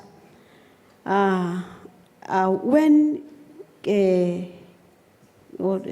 KCC come and connect us with cooperative, they just agree with us when we gave them 1 bob. And then they see us when we are receiving our money from KCC, a lot of money. But on the other end, when we started, they did not accept. They see we don't have nothing to pay with them. But when they see our money going through their banks, through the huge volume of our milk, that's the time they enter in with KCC and then come to connect us. So that's a big challenge. They don't want to finance us because obvious, wanaona wamama hawana kitu, wamama hawana chochote cha kulipa. Kama sisi Kajiado in our community, they say women are like children. We don't have nothing, we just own milk. So we don't sell our cattle, their cattle, to pay anything, but we just sell milk. So wanakuja kutupatia saa ile wameona tumejiweza, lakini saa ile tuko chini sana, hawangeweza kutupatia. Hata unapopitia kwao kuwaomba ama kuambia tutapata usaidizi wapi, wanasema wamama hawana kitu na wawezi kufanya hii kazi. So that's a big challenge in the banks financing the women. Yeah. Yes. Whilst I hear about the challenges, and thank you for sharing the challenges, Agnes, I think it's very inspiring, the model that Masai Kajiado Women Dairy Cooperative now were able to craft with Cooperative Bank, so that you forego 1 shilling, but you're able to pay your members on time. That's what we call innovation around financing. Yeah. Anybody else want to share yesterday your experience and your lessons learned? Okay, thank you so much. I'm feeling very inspired because when I started my business before 2010 is when it was formalized. I had no idea that I needed to have a formal business to work. And I was working in my father's backyard. And I think we have in Kenya a lot of cottage industries and they're women-led. You're working from your kitchen and you're pushing on and really wanting to grow and seeing far. But even if I had a lot of support from family, you grow out of that. And when you grow out of that, they can't help you. And you've got to grow personally and into another level of yourself so that you can be able to access finance. So when I started off Azuri, it was with that step of building a business that is credible, that can keep books and learn. So there's a lot of self-learning that goes into getting financial assistance. So you've got to still work on yourself as much as you're working on your business. And I realized that sometimes it's a little bit harder because you're trying to be a man. You're trying to be tough, so that you can be able to think that you can get your foot in an aggressive way. But somehow, because there are so many variations to people and human beings, then being a woman becomes, if you have a softer voice, then there's nothing you're saying. So those are things that you hear and you think, who am I being and what should I be? And so as we evolved and as we grew 10 years with the struggles, going to banks, often needing somebody next to you who's a male to support you so that you can get listened to, it didn't seem to fit a script that was comfortable. Then at the end of the day, if you have a successful business, was it against your principles, against what you believe, against your passions? And COVID allowed my business to take a pause and the struggles, stop and analyze, what do I want? Am I still achieving my objectives? And I want to go higher, I want to go faster, I want to be able to be, as my former chairman used to tell me, Dr. Julius Kipngetich, you can't be a big fish in a small pond. You've got to take some risks. You've got to grow, you have to have partnerships. So those are the voices that were in my head when I decided, let me partner with Social Ventures, a business partner from the Netherlands, and let's go for it. Let's go global, let's understand what it is to partner with the world. And with, of course, a concept that you can say, yes, this is something that will grow, it's got impact, and impact, social impact has no competitors. So you can partner, you can do a lot with people all around the world just to be able to make a difference to the lives of the people around you. So now Chalok has a business in Kenya. It's growing, we've grown, we've had funding. It's a mixed type of funding, but we've amassed quite some bit of capital. And what I see is my role is to be more of myself as a woman, so that I can be able to impact the employees we have, so that they can be able to grow and break free. I'm glad that I have a decision-making component in it, because I can choose to hire a lot of women who might not be able to have the chance that I have had to be able to get ahead and to have the confidence that just continue being yourself. You can do it just by being you, being a woman. So that is inspiring to me. Thank you. Mokore, if you don't mind, if I could chime in around gender biases that eventually drive us to a point of success. You know, having to need a male figure, in the case of Tame, to probably go with you to the bank, as if in any way that proves your ability or your worth. And like I said, it's not just when it comes to access to finance. Those gender biases exist even when it comes to access to markets. You know, and I've had a personal experience where I walked into a pitching meeting. Before the pitching meeting, we had done a pitching exercise and we looked good on paper. The company looked awesome on paper until I showed up in person. And I was female. And not only was I female, but I was also heavily pregnant. And it became an issue. Issues, are you sure you're going to be able to deliver? Competencies now, become an issue of discussion. And in that particular instance, I had to bring in my co-director, who fits the bill. He is male. Luckily for me, he's my husband as well. But he wasn't running the business actively. So he doesn't know, the issues around the business or the industry.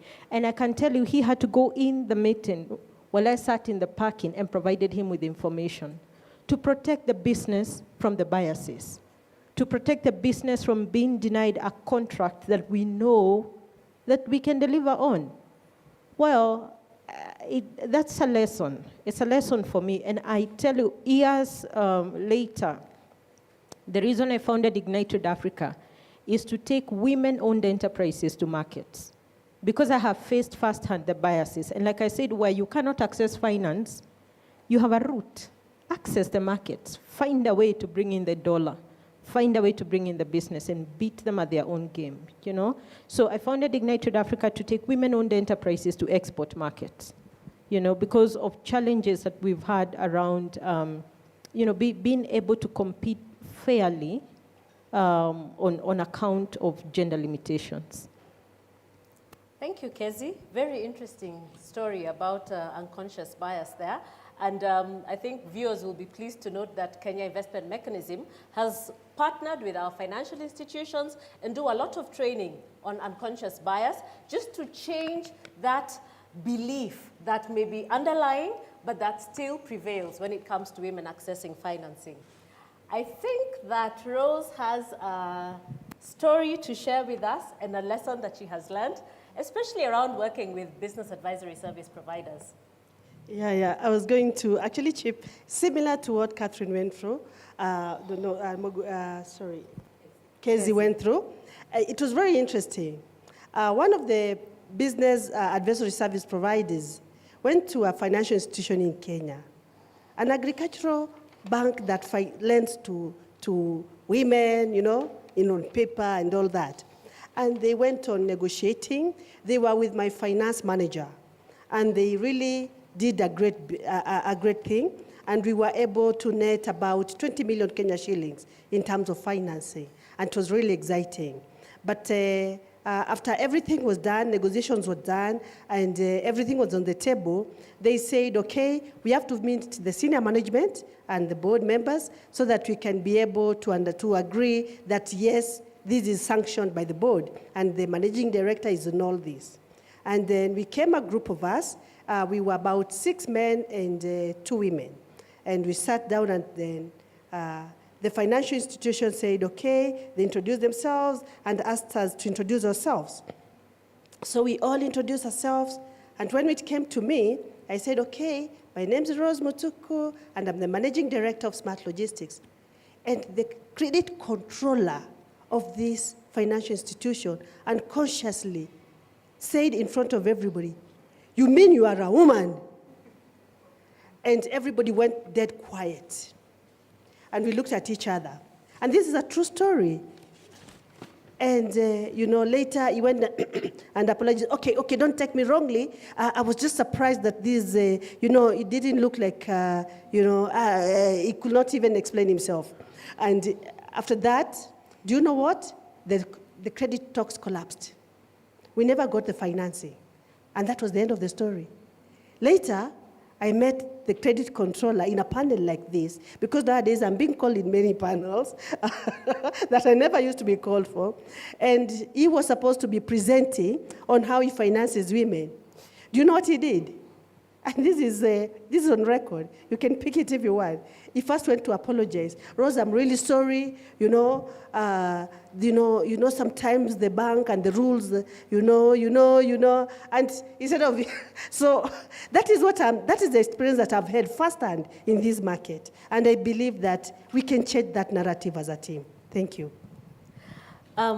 Rose, allow me just to ask another question, because I know that you have since been successful in getting financing for your business. And there must be women entrepreneurs out there listening to you, possibly having faced the same thing, but we don't want to dwell on the challenges. We want to dwell on the successes. What can you tell them about your route to success? What can they do when it comes to seeking financing and approaching a financing institution, despite being a woman? That's a great question, and a very exciting one that, I really always want to mentor my fellow women. The first thing that you have to package yourself. Brand yourself in such a way that you are able to be seen. Sell the brand, not the woman. Be yourself as a woman, but sell the brand. I know that sometimes as women, we are very soft, we are emotional. Then we have, we go emotional intelligence, If someone asks me a tough question, I withdraw because it looks like it's unfair, but this world is never fair. So what I'll tell you, brand yourself. Talk to a BASP, talk to anyone who can understand how to package you. Let someone package you. Stop packaging yourself if you don't know how to. We are entrepreneurs, but we are not marketers. We are entrepreneurs and we are not financial experts. So kindly, as a woman, brand yourself, brand your business, brand your products. Let them stand out, let them speak for themselves. So that when you go out there, nobody can actually shine you, because the brand will be shining a bright torch on everybody's eyes, and they cannot blink and say that we can't see it. So that's the only thing that I'll tell the women. And as we walk along the journey, keep the records. Keep the records. Keep the records. I'll keep on saying that, keep the records. Whether they are negative, sometimes we want to take the negative under the chairs. No. Sometimes they come out very strongly. You'll say, I'll say, okay, I made losses at some point. And then I went under, but I came back. It actually shows that you are resilient. It really shows that you can overcome the waves and the turmoils of business. So that's what I'll say. Keep the records, be truthful to yourself, and build the brand. Build the brand and keep the brand in front of you. And when I say that, it's the brand of the company as a reputation, the brand of your products, the brand of your team. Because as I'm sitting here, I have a team working. I don't even have to call the office. So stop doing everything alone. I've put systems. And the last one is systems. I'll sit here and approve work in the office. I will be walking around and I know what is happening without even having to call anyone. Put up systems, processes, procedures. That's the only savior that you have as a business. And then sit back and enjoy the ride. Thank you. Thank you very much, Rose. We're going to switch gears a little bit because we're very privileged in this panel speaking about women economic empowerment to have a man in our midst. And this man, I say we are very privileged because he does bring a wealth of experience around microfinance. And at this juncture, I'd like to ask Mr. Bundi, tell us a little bit about microfinance and the role that microfinance is playing in growing women entrepreneurs. And Albert, one thing I'd like you to touch on. We hear a lot about de-risking women. Could you please touch on that as well? Thank you very much, and good afternoon, everyone. So my name is Albert Bundi, and I work with Kenya Women Microfinance Bank. And we are the only microfinance bank in Kenya that focus on women only as clients. 100% of our loan portfolio is lent to women. So maybe today we are happy to discuss about financial access. But then before financial access, we had what we call financial inclusion, which focused on savings, which focused on borrowing, which also focused on insurance. So I remember when we talk of savings, in 1980s, all ladies who are here, you are not eligible to open an account in any bank. You could only open an account in any bank if and only if you are introduced, if you are married, you are introduced by your husband with ID. Then you can open an account. Or if you are not married, you are only introduced by your father using your ID, then you can open an account. That was the genesis. The co-founder of Kenya Women Microfinance Bank, she was the first African branch manager. Then she realized the challenges women were going through. Leave alone about access to finance, just opening accounts and putting your own money there. It was not an easy thing to go. So during those days, the issue of financial inclusion was very common. But then, 41 years down the line, today I'm happy that Kenya Investment Mechanism has organized this forum to discuss about financial access. Because now we have moved from just having an account, now women need something different. Women need something unique. So in this case, when it comes to financial access, it's very complicated. Then when you add women, it becomes more complicated. Then when you add agribusiness, I don't know what you can do.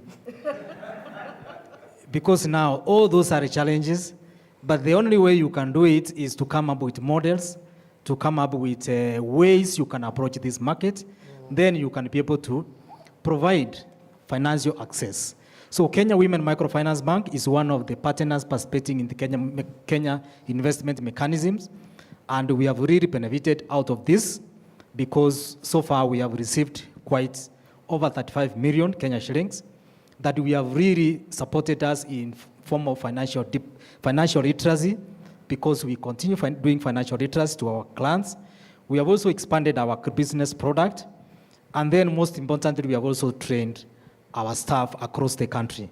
We are in 45 out of 47 counties in this country, and we have over 235 branches spread across the country. Of course, we have an asset base of over 30 billion. So when it comes to women access to finance, what do women want? Women want solution. Leave alone about finance. Women want solution. Every time the women want finance, they normally come to the bank with very specific loan purpose. I want loan to buy a water tank. I want a loan to buy a cow. I want a loan to expand my business. But then another thing that comes in women, every time they are asking for loan, Also, the issue of family feature out very much, that at any given time when they come to the bank, they are discussed in the family. We want this finance, we want to have an account to do ABCD. Then from the financial institution, the moment you deviate from what the women want, they will tell you, just wait, I will come tomorrow after I've consulted. So women again want time to make a decision. And when they make a decision, mostly what I've seen, they are always right. Of course they are slow, but they are always right. So then, those years when women could not access account, cannot access finance. So Kenya Women Microfinance came together, the co-founders just formed a merry-go-round. And that merry-go-round, they started lending to women who wanted finance to do business. If you look in any market, when you move around any market, you normally find some men seated, some they're just chatting, some they are doing just there. But every woman, you normally find they're either doing a business or they are carrying something in their bag, unless sometimes men we pocket around. So they are ever busy, and therefore, because of that, we realize that these women, as they have said here, they did not have collaterals. They did not have securities. But they have an idea, and they are very sure on the idea what they want to do.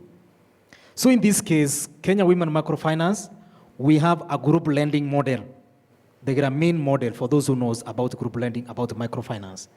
This is a model you normally find, you put women in a group, you do financial literacy, you train them how to open an account, how to save, how to apply for the loan, how to repay for the loan, how to expand their business. Then at that level, you don't need any security. You only do social co-guarantee. They guarantee each other, and then you give them the loan. Then now a time comes, if 2 to 3 years down the line, this woman started with 5,000, now things have changed. They have grown. Now they want something unique for themselves. So now we graduated them to individual lending. This is a time now they have created enough assets. If this woman came to the group, they did not have a cow. Now I've given them a cow. After 2 to 3 years, they have 3 to 4 cows. Those cows now can stand in as collaterals. I don't need another additional collaterals. Now they can stand on themselves on individual program. So I graduate them from group lending to individual program. Then from the individual program, these women, they continue doing their business with mentorship, with financial literacy. Now they can graduate to SME. Now to the SME level, that one we need to package it with more of mentorship, because again, as the business becomes complicated, also activities also becomes complicated. So in this case, there's also another component on training. So we move with them so that to ensure that they can be able to graduate. Because currently, like the women SMEs we have, currently, the highest one who is servicing a loan of 8 million, she started with just 10,000 Kenyan shillings. But today, she's a millionaire. So those are the models that we do. And then, of course, when it comes to lending to women, the component of the family becomes very important. Because for them, again, you can't lend to the business without much on family issues. You should usually find, for you to be well protected, you normally find they normally bring even their spouse. But we have also realized when they start alone. Now, when we graduate them to the next level, that's when we find they're introducing their husband. So it's also very common that, again, which is also another way, another good way from the family level of maybe having business sustainability, that they thought it's good to introduce the spouse, the other spouse in, so that they can support each other. So for us, that's what we do as microfinance. And I remember, Albert, when we were speaking earlier, you said that the fact that the women introduce the family to their business and to their financing means that when it comes to repaying the loan, the woman will definitely repay the loan, because now it becomes like a family responsibility. It's not her own responsibility. That is very true, because again, as for us as a microfinance, we have a social component. we are not only interested with financial access, but we also want to know what is the impact. One of our investors, one of the shareholders, Kenya Women has 4 types of shareholders. One, we have the staff through ESOP. We have clients through CSOP. We have our mother company, that is ENA Africa. And then the next investor, the shareholder, which is owning 25% of the company, is social investor. So in this case, women, I can say they are less risk, in my own view. If I Women, could add on, sorry. Women, they are less risk. A woman as a person can do what it takes to repay your loan. If she misses one installment, she will come and tell you, I'm not been able to do my payments, please wait 1 month, 2 months. And then to some extent, they go ahead asking for technical assistance. I have this, how can I go around it? Then they are also advised. So they are more prone to seeking advice than men. That men, for us, we die with our problems. Challenges. But women, what we have seen in finance, they come and ask. Yes, they are, of course, you might find a business doing very well. But to some extent, they also come. They want more advice. How to do APCT. So apart from the access to finance, still the technical component becomes also very key. Then we have also realized sometimes these women, what they want is a solution. Just, it's not money, but package that money in form of a solution. And some of them, they even want something in kind. I want a cow, you tell them, this is the cow. So you don't even give cash, you pay the seller. They pick the cow, they want milk, they deliver for you. We have seen some women actually, traditional, like for us Africans, when your grandchild comes to say hi to your grandmother, they are normally given a small chick. But these days we are seeing some women, when those grandchildren are going to say hi to their grandmother, they're given a cow, a calf, which for us is very much touching. So social impact for us is very key. So for women, for me, if I had all the money, I can lend to them for free because I'm guaranteed it will be returned. I was going to say that it is extremely reassuring to hear it from that perspective that sometimes we doubt ourselves that kind of personality is wrong. And yet that is what becomes sustainable. And we then are able to carry along the people around in our lives and make a difference to the world. So it's extremely reassuring to hear that is what works. I'll just ask my fellow participant here, what is agribusiness? Why is it, what is about agribusiness that looks very risky? Thank you very much. We normally say agriculture is risk. And of course, when it comes to loan analysis, we normally have the 5 C's that we know most. But then in agriculture, we add another 2 C's. One is about the crop, either livestock or you talk of the plants, the crop. Then 2, you also look at the value chain. Are you seeing that? Then when now you want to do the 5 C's, I can do it. But then now when it comes to the specific crop that I want to finance, of course there is these other factors. You know, the weather factors, are you seeing that? The productivity factors. Then even some of you are saying about market access. You see market access sometimes in agriculture. In Kenya, 80% is rain-fed. But if you want to do agriculture, can do irrigation farming. Are you seeing that? Because that way, you can be able to get the market right. That you can only do your crops or your dairy enterprise when it is dry.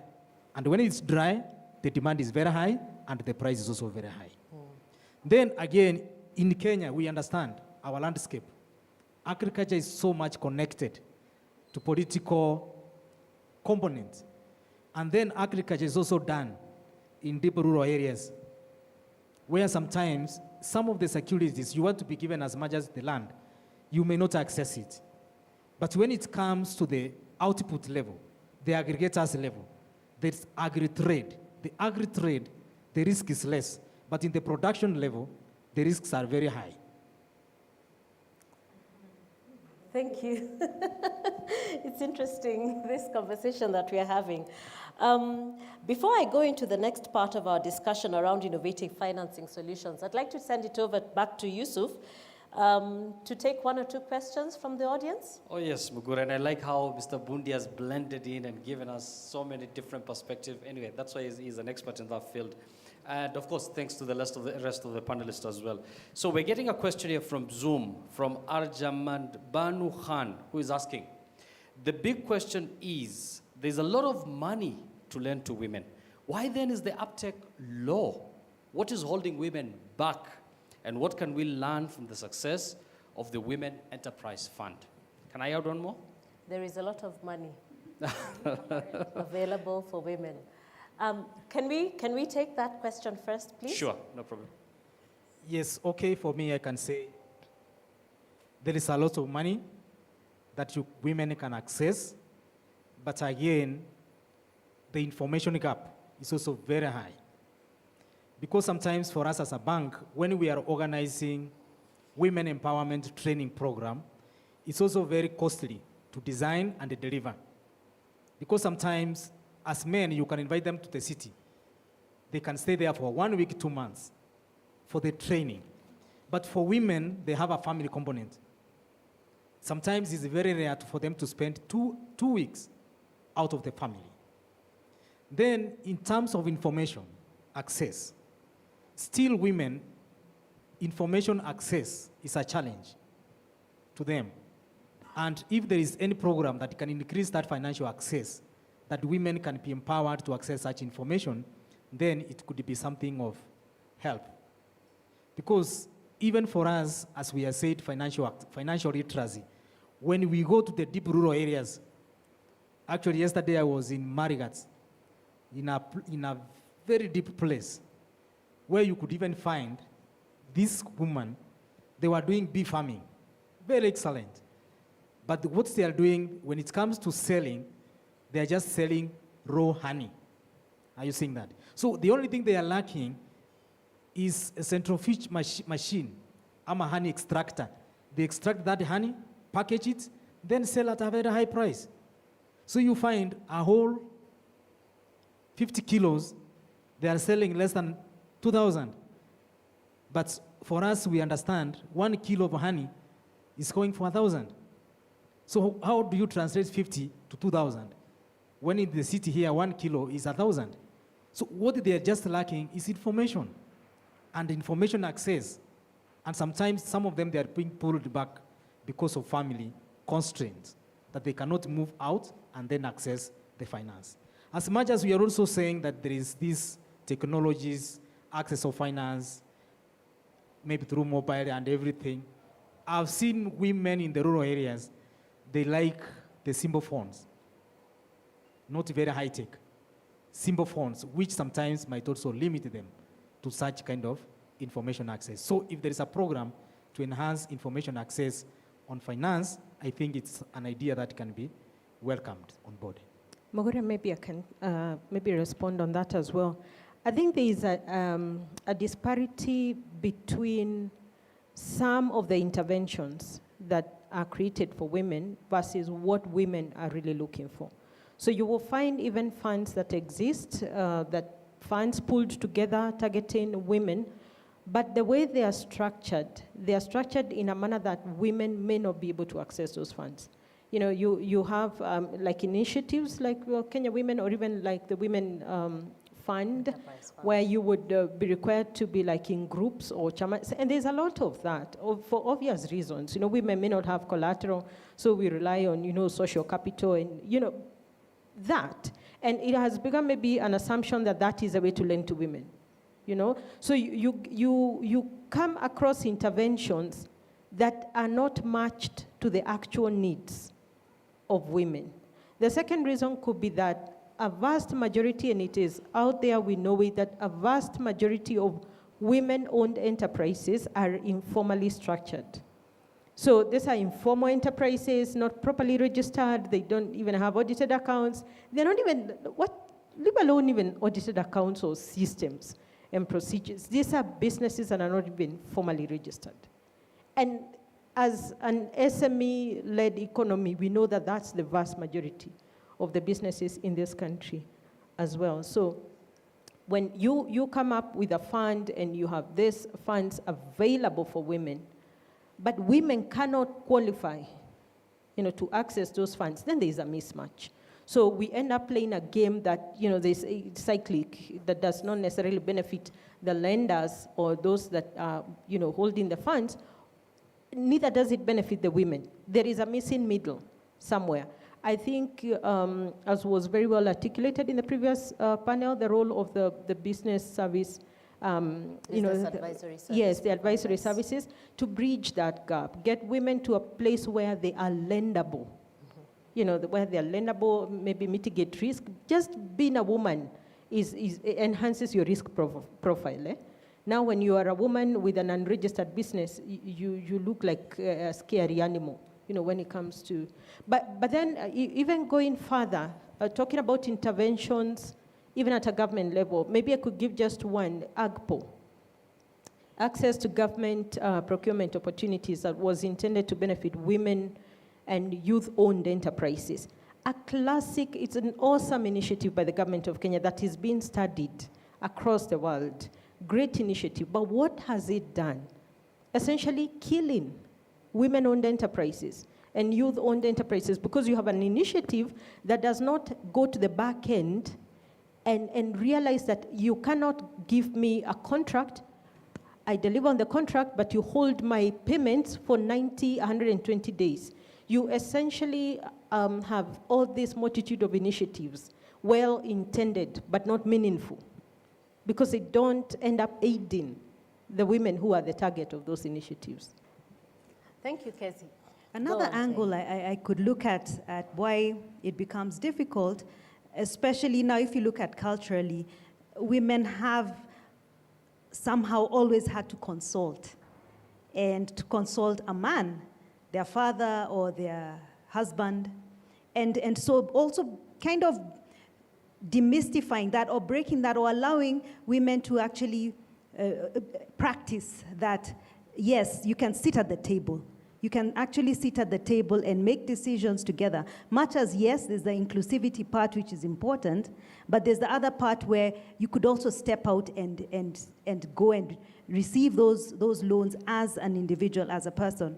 The other aspect, just to draw an example, as we were looking at a social investment with my business partner is male and from the Netherlands. And so one of the first entry social investor was interested in us because we were a pair that was very, I'm a woman, I'm from Kenya, the business is in Kenya, but he wanted to talk to me to find out if I am a real decision maker in the process. Because a lot of times also, we're accepting to be put as dummies in businesses just to get that women factor in. And when you go and look deeply, maybe you're not empowered to make decisions. And so I found that reassuring. And I find that as I go along, yes, you can put your chin up and sit at the table, and it is a good contribution you're making. So that's another angle that also women, we would look at and emphasize on as we grow. Great, thank you. I have one more question that I would like to ask, because Kezi has touched on it when she's talking about the intervention not matching the woman's need. And what we would like our financial partners really to hear is, if this product, even the member of the audience has said that there's a lot of money available for women. But if that money is to be accessed by the women, what form should that money take? What is it that women need to be crafted into these financial solutions so that these financial solutions can be accessible, so that you can find that this solution is actually meeting the need that you have in the business and not meeting a credit officer's KPIs, for example. Yeah? Any input into that? I think when it comes to women access to finance, we need to invest a lot in terms of research, because what we have realized, you normally find, you see like now, the women we have here, they're SME level. Then when you move down to the rural areas, you find the needs changing in. So for me, what I can say is we need to repackage it, that per sector, are you seeing that? Then we can be able to get it right, because these needs, they are so diverse. They are so diverse, but one thing that you need to understand is that this segment for women, they are much friendly, and therefore, even when it comes to the delivery, how do you deliver? What's the process for this product? Because it needs to match what they need. Just like in African setup, when a man, you set a house, you think your house, you've made a house. But when the woman comes in, you find the house has changed. So which means even for these women, this program, this access of finance, they need to be involved heavily in the design so that they can be able to have something that they need that fits their purpose. Okay. What we have, Mogore, with a lot of the products aimed at women is what we now call pink washing or pink labeling, you know? So financial institutions will take a typical product and they will package it pink and add accents of purple. And then they will put it out there as a women-targeted product. But when we dig deeper, there is nothing specially, designed for women in that product. It has become sexy for financial institutions to have in their portfolio a women-targeted product, or a loan or a whatever facility that is aimed for women. And they target this women constituency for, their own branding or whatever it is. I think it is really important for financial institutions to engage women, and don't engage them as women, not on account of their gender. We are entrepreneurs. We are entrepreneurs. At the end of the day, we are looking for ways and means to make our businesses profitable, sustainable. We are not just women. Engage us, financial institutions should engage us from an economics perspective, essentially, because I think this whole women story, first and foremost, it needs to be an economics discussion. When you cannot, engage profitably over 50% of your population, or when we talk about the ownership of SMEs, close to 70% of ownership of SMEs is women. If you cannot engage them in a constructive manner, then it is a disservice even to our economy. So we need to engage women entrepreneurs first and foremost from an economics perspective. Don't label products targeted, at women. Look at what are the core issues that these entrepreneurs face on account of their gender, and then design products that meet those needs. For women, there is need to combine the lending, financial access to training, capacity building. The two have to go hand in hand. And to be able to elevate those businesses to a place where they can run sustainable, thriving, profitable enterprises. Great, thank you. I'm looking, yes, you want to add something? Yes, I want to add something in capacity building.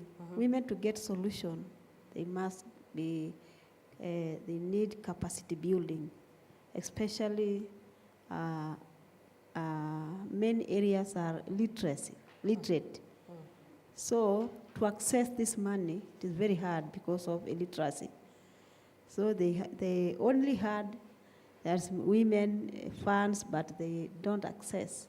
They don't get. But if they get, they get capacity building, or they get skills, they can get that money or access. So to get solution, they need skills. Yeah. So build the women's capacity, give them the information. I have heard, give them the information.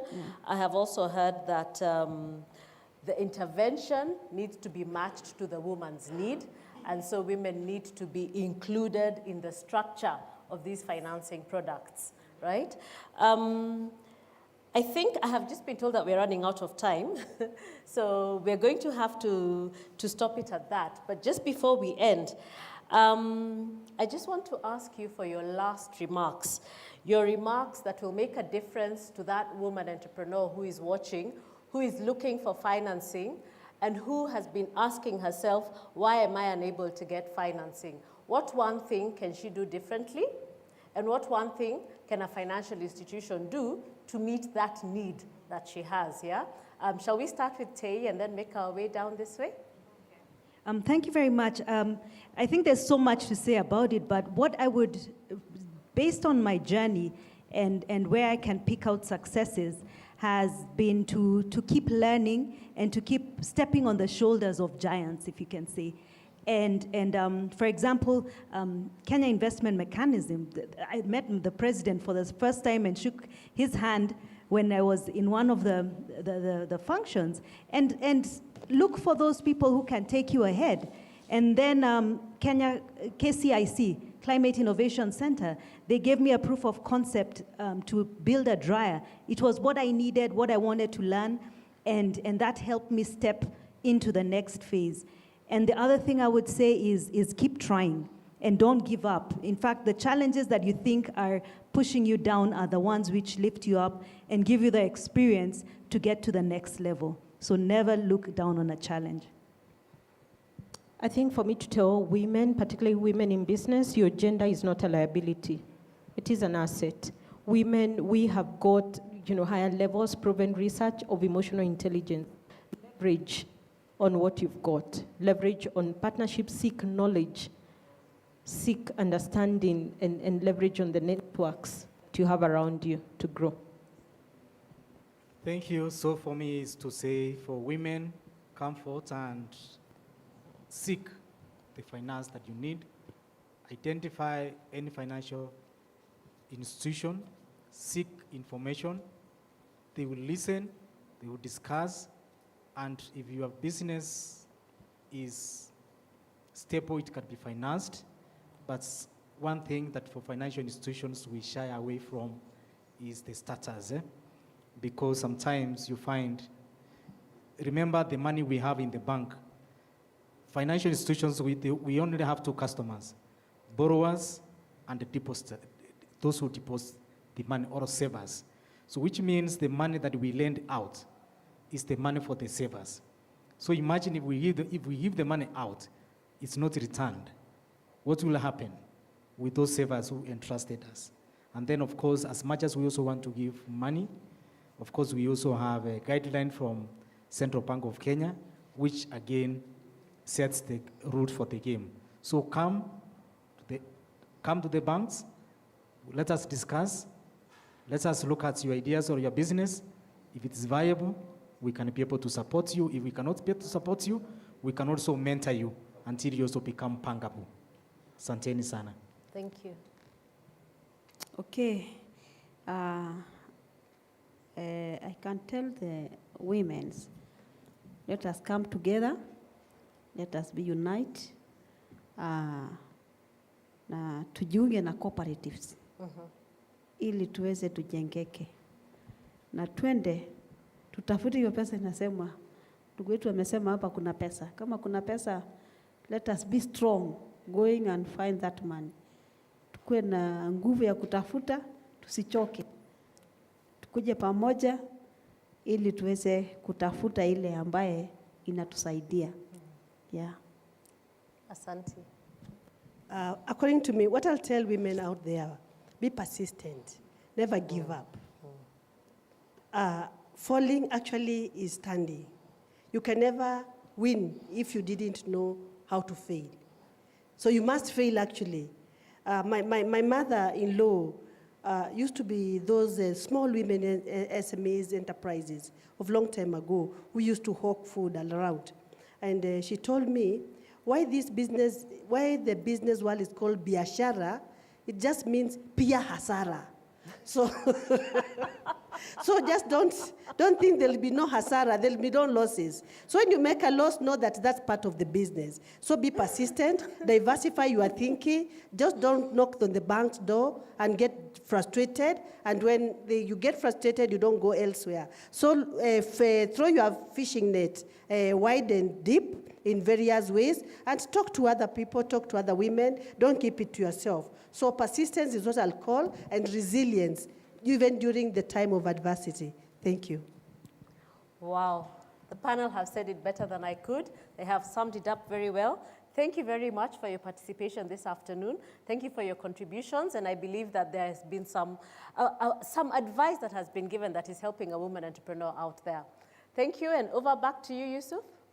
Wow, a round of applause for that panelist together with the moderator, Mugure. Thank you very much. Rose Mutuku, Asante Sana Kezi, not forgetting Albert Bundi, Tei Mukunya, thank you very much for your input, as well as Agnes.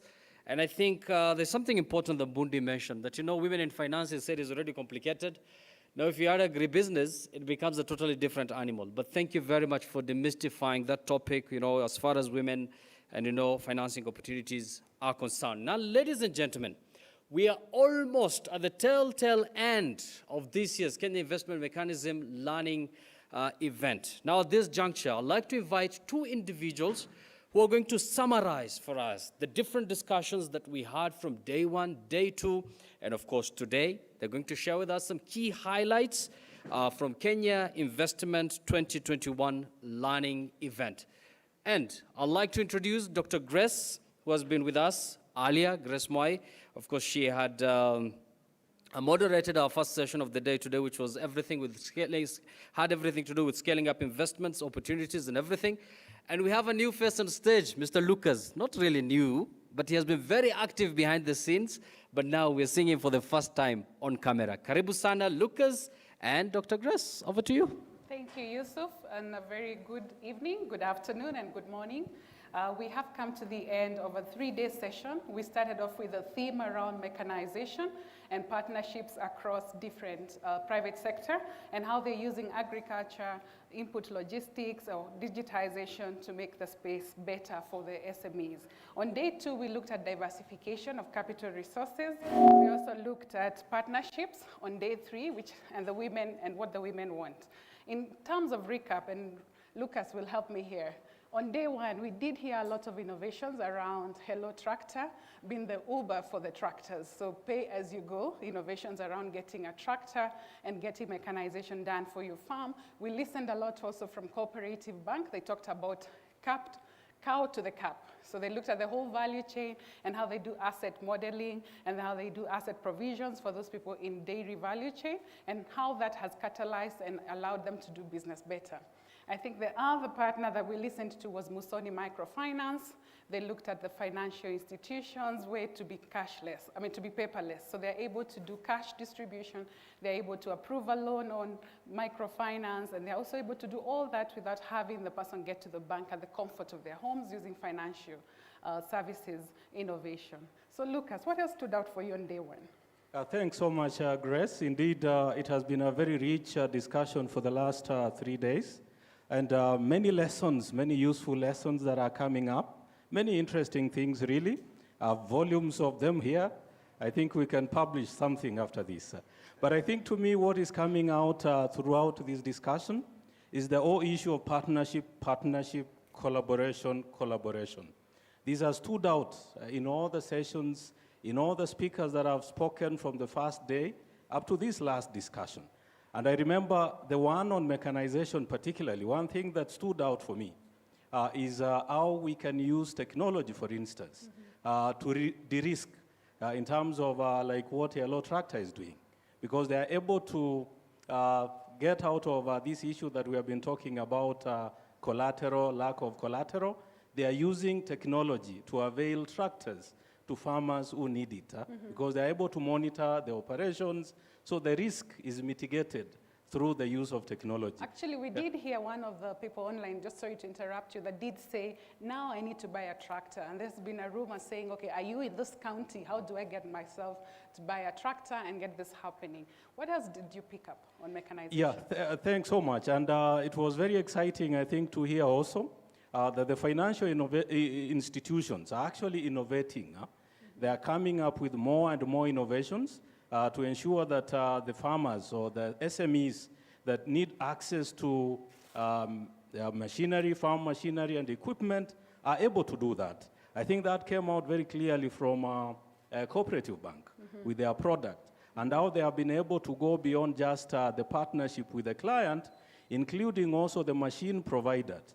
They have that partnership which enables that in case the equipment breaks down, you know, this is an issue that also came up from one of the participants, that sometimes you buy some equipment and you don't have, you know, the spare parts. How do you mitigate against that? So those partnerships that the financial institutions are put in place with the suppliers of the equipment are also helping a lot in terms of ensuring access to mechanization. And I think for me, the other thing really, I know there has been this discussion about farmers in Kenya. You know, the average age is around 60 years. Yes, So that we have not been able to attract more and more youth into agriculture. Yeah, and the opportunity I think I saw from the discussion is that through mechanization, I think there's a lot of opportunity to bring in more and more youth into agriculture. And this is something that I really took note of. Yeah. Okay. And I think one of the other things that did signal partnership and goodwill was the conversations from the national government representatives and also from the county government. Any key takeaways from the chief guest address around National Treasury and the Credit Guarantee Scheme and the follow-on session that we did have on day 2 around the Credit Guarantee Scheme and the catalyzing they're doing to get more people, but also de-risking part of the sector? Yeah, very important indeed. I remember the words of P.S. Muya. You know, one of the things that I cannot forget when he was talking in his keynote speech is that we need to think outside the box. And sometimes we also need to think without the box.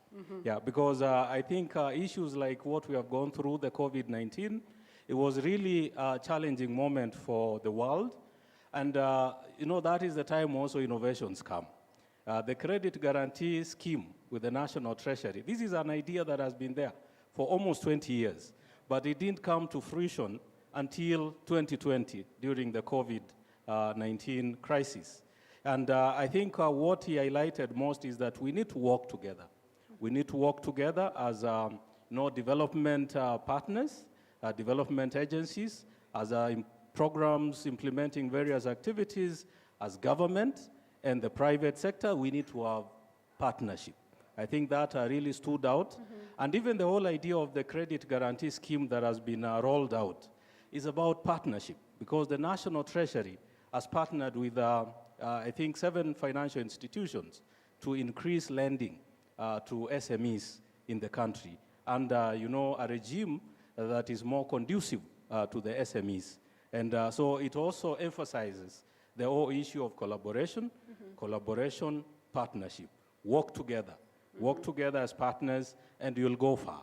And I think also that came even in the discussion with the county governments, and also emphasizing the whole issue of even technical assistance in the partnership that goes to the county governments, the national governments, how that really helps in stimulating private sector investments. The issue of Makueni, where the county is now looking at a better model of managing the factory that they had established. And this is all coming because of the sharing of ideas, learning from other regimes, what is working, what is not working, and adapting. That is the whole essence of this learning event. Sure. It's about how do we collaborate?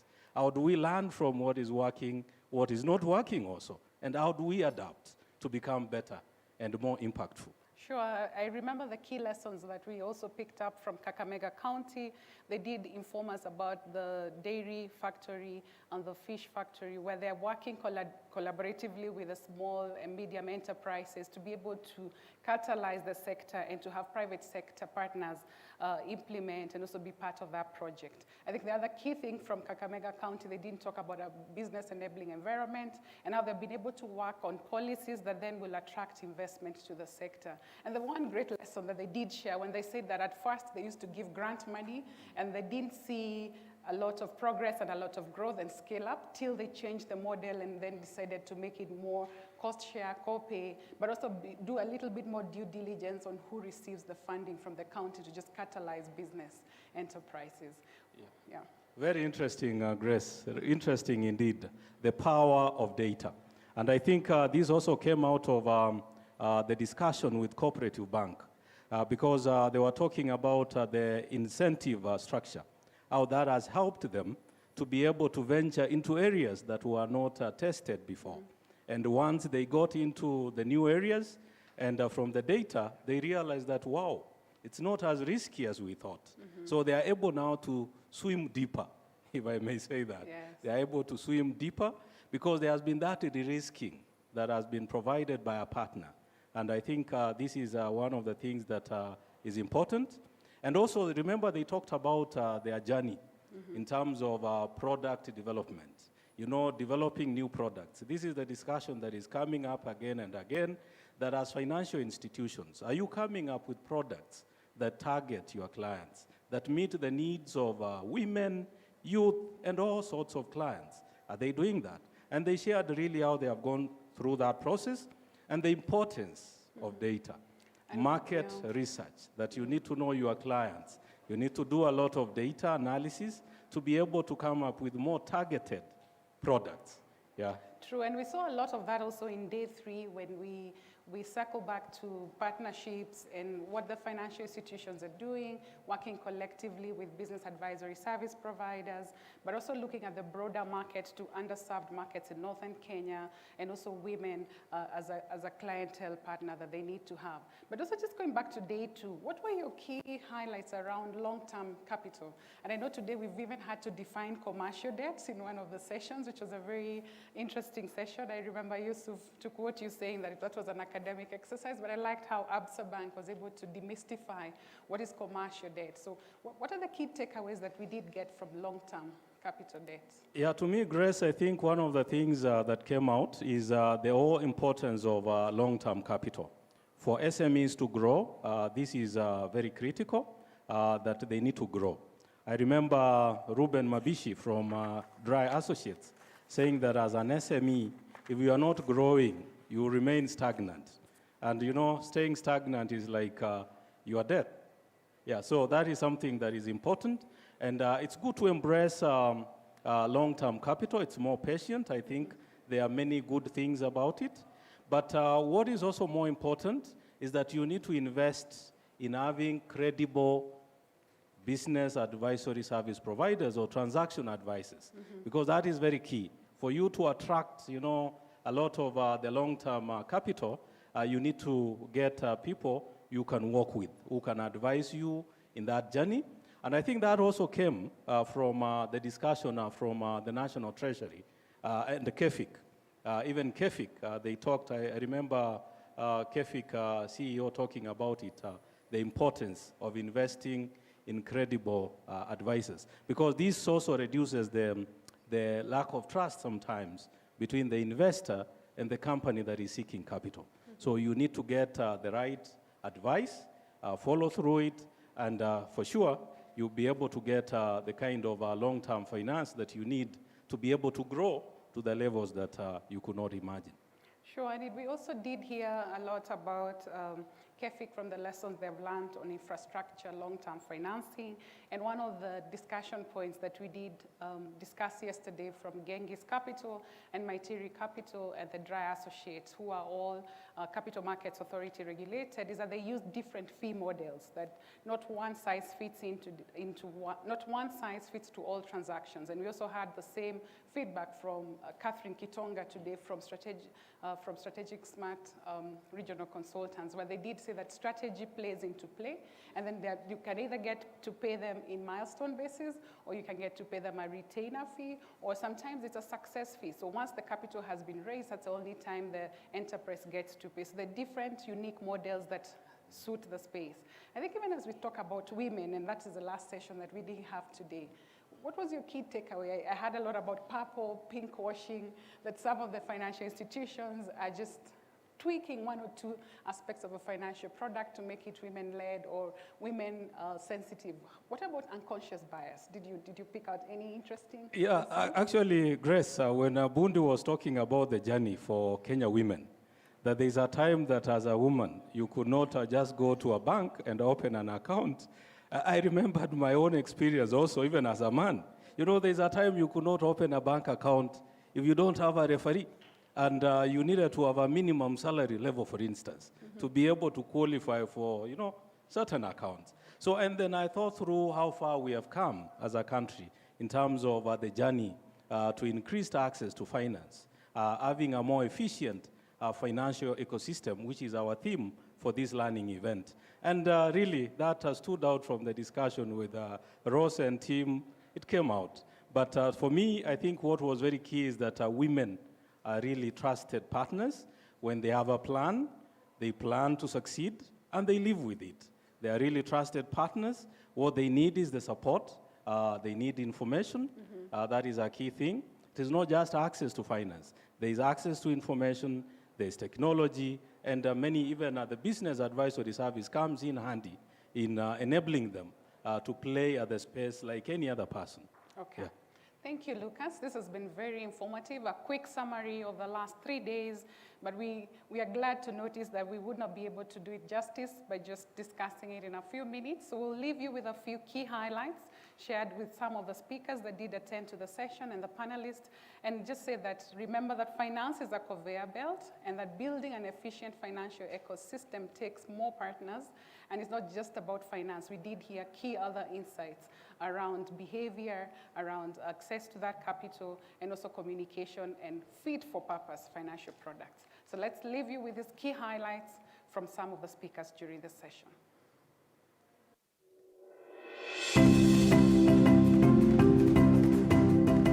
Our primary objective is to activate private sector capital into underserved markets for development purposes and development objectives. We're looking to fill that gap between the supply and demand of financing. We help meet our capital mobilization objectives by strategic policy and regulatory reforms that further unlock capital. Hello Tractor came into the market to address this issue, and core to the solution is yes, technology, but it's also organizing the last mile, making sure that small growers, when organized into groups, our friends at Co-op Bank know this very well, actors within agriculture can now transact with these farmers in a more profitable way.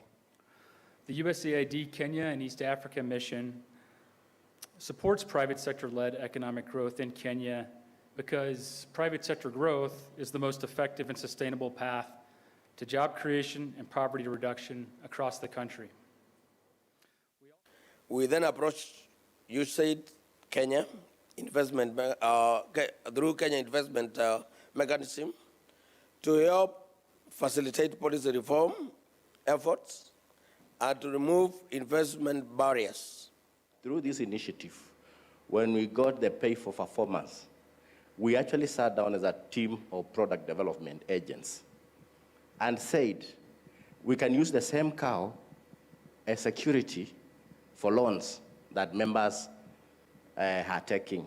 How can we make financial institutions, other partners, and including business advisory services provider working together to de-risk the SMEs? If we can be able to handle this, we will be able to see financing flowing into the SMEs, and that by itself transforms livelihoods. From every 100 loan applications in any commercial bank, an average of 70 are dropped, so 30 are successful. But as business advisory service providers, the 70 is an opportunity for us to look at what was the reason for dropping and how can we improve on mentorship and coaching and the SME investor preparedness process to then create a success around the ones that are dropped in terms of lending.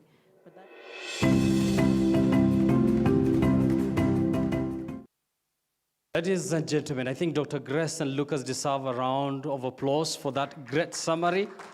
Thank you very much, Grace and Lucas.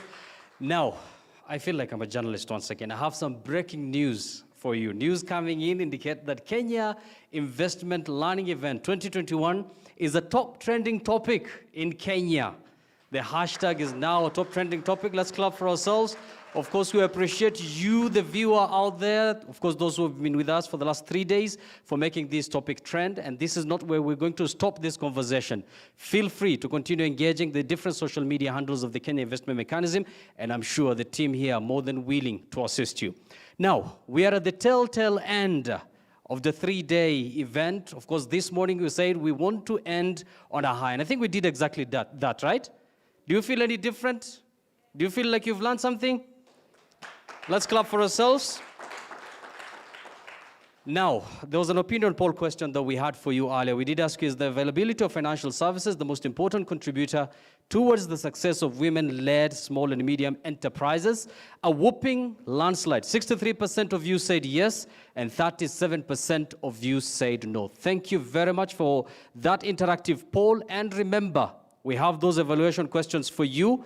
And if you answer them, I told you earlier, it's going to come in handy for the Kenya Investment Mechanism team to make even next year's event, or next time they want to hold a learning event, even bigger and much better, tailor-made to answer all your queries. Now, ladies and gentlemen, allow me to invite the man of the moment here who has been behind all this. He's none other than the Kenya Investment Mechanism Chief of Party, Mr. Roger Bad. Karibu sana for the closing remarks. And of course, to close this officially. Karibu. Thank you so very much. Wow, what an amazing 3 days we've had. And I want to thank everyone who has been tuning in, zooming in, whether it been on Zoom or YouTube or Facebook. We've really appreciated the comments, the interactions that have taken place. Certainly, there's no need for me to make any summaries. With all the summaries that have been taking place, we can see what a great learning event we've actually been able to have. And Yusuf is right. We really do appreciate the comments and the reflections to come back to us because this year we've been able to up our game based upon last year's comments, and so please do fill those out for us. We'd be appreciative. I just want to give a special thanks to all of our panelists and guests for taking the time out of their busy schedules. We really appreciate the efforts that it takes to run businesses, the time and energy, the hard work, the collaboration, and for all of you who have taken time to stop and pause and reflect with us, to come on stage, to be able to share your personal experiences, to be able to help not only us do a better job, but to help other enterprises do a better job. It is highly appreciated, and we are really grateful for the collaboration. I want to also take a moment and send out a big shout out to the Kenyan Investment Mechanism team, who's done an excellent job putting all of this together. There's a lot of moving parts with this, and I'm really grateful for the teamwork that has made all this happen, all the behind the scenes for all the individuals, and of course the great support and collaboration that USAID, our partner, gives us in terms of guidance, not only in terms of what we do on a daily basis, but actually what we do on a broader base scale to be able to reach our goals. So with that, I'm going to now officially close the learning event for Kenyan Investment Mechanism's 3rd year and say thank you very much for your wonderful participation. God bless.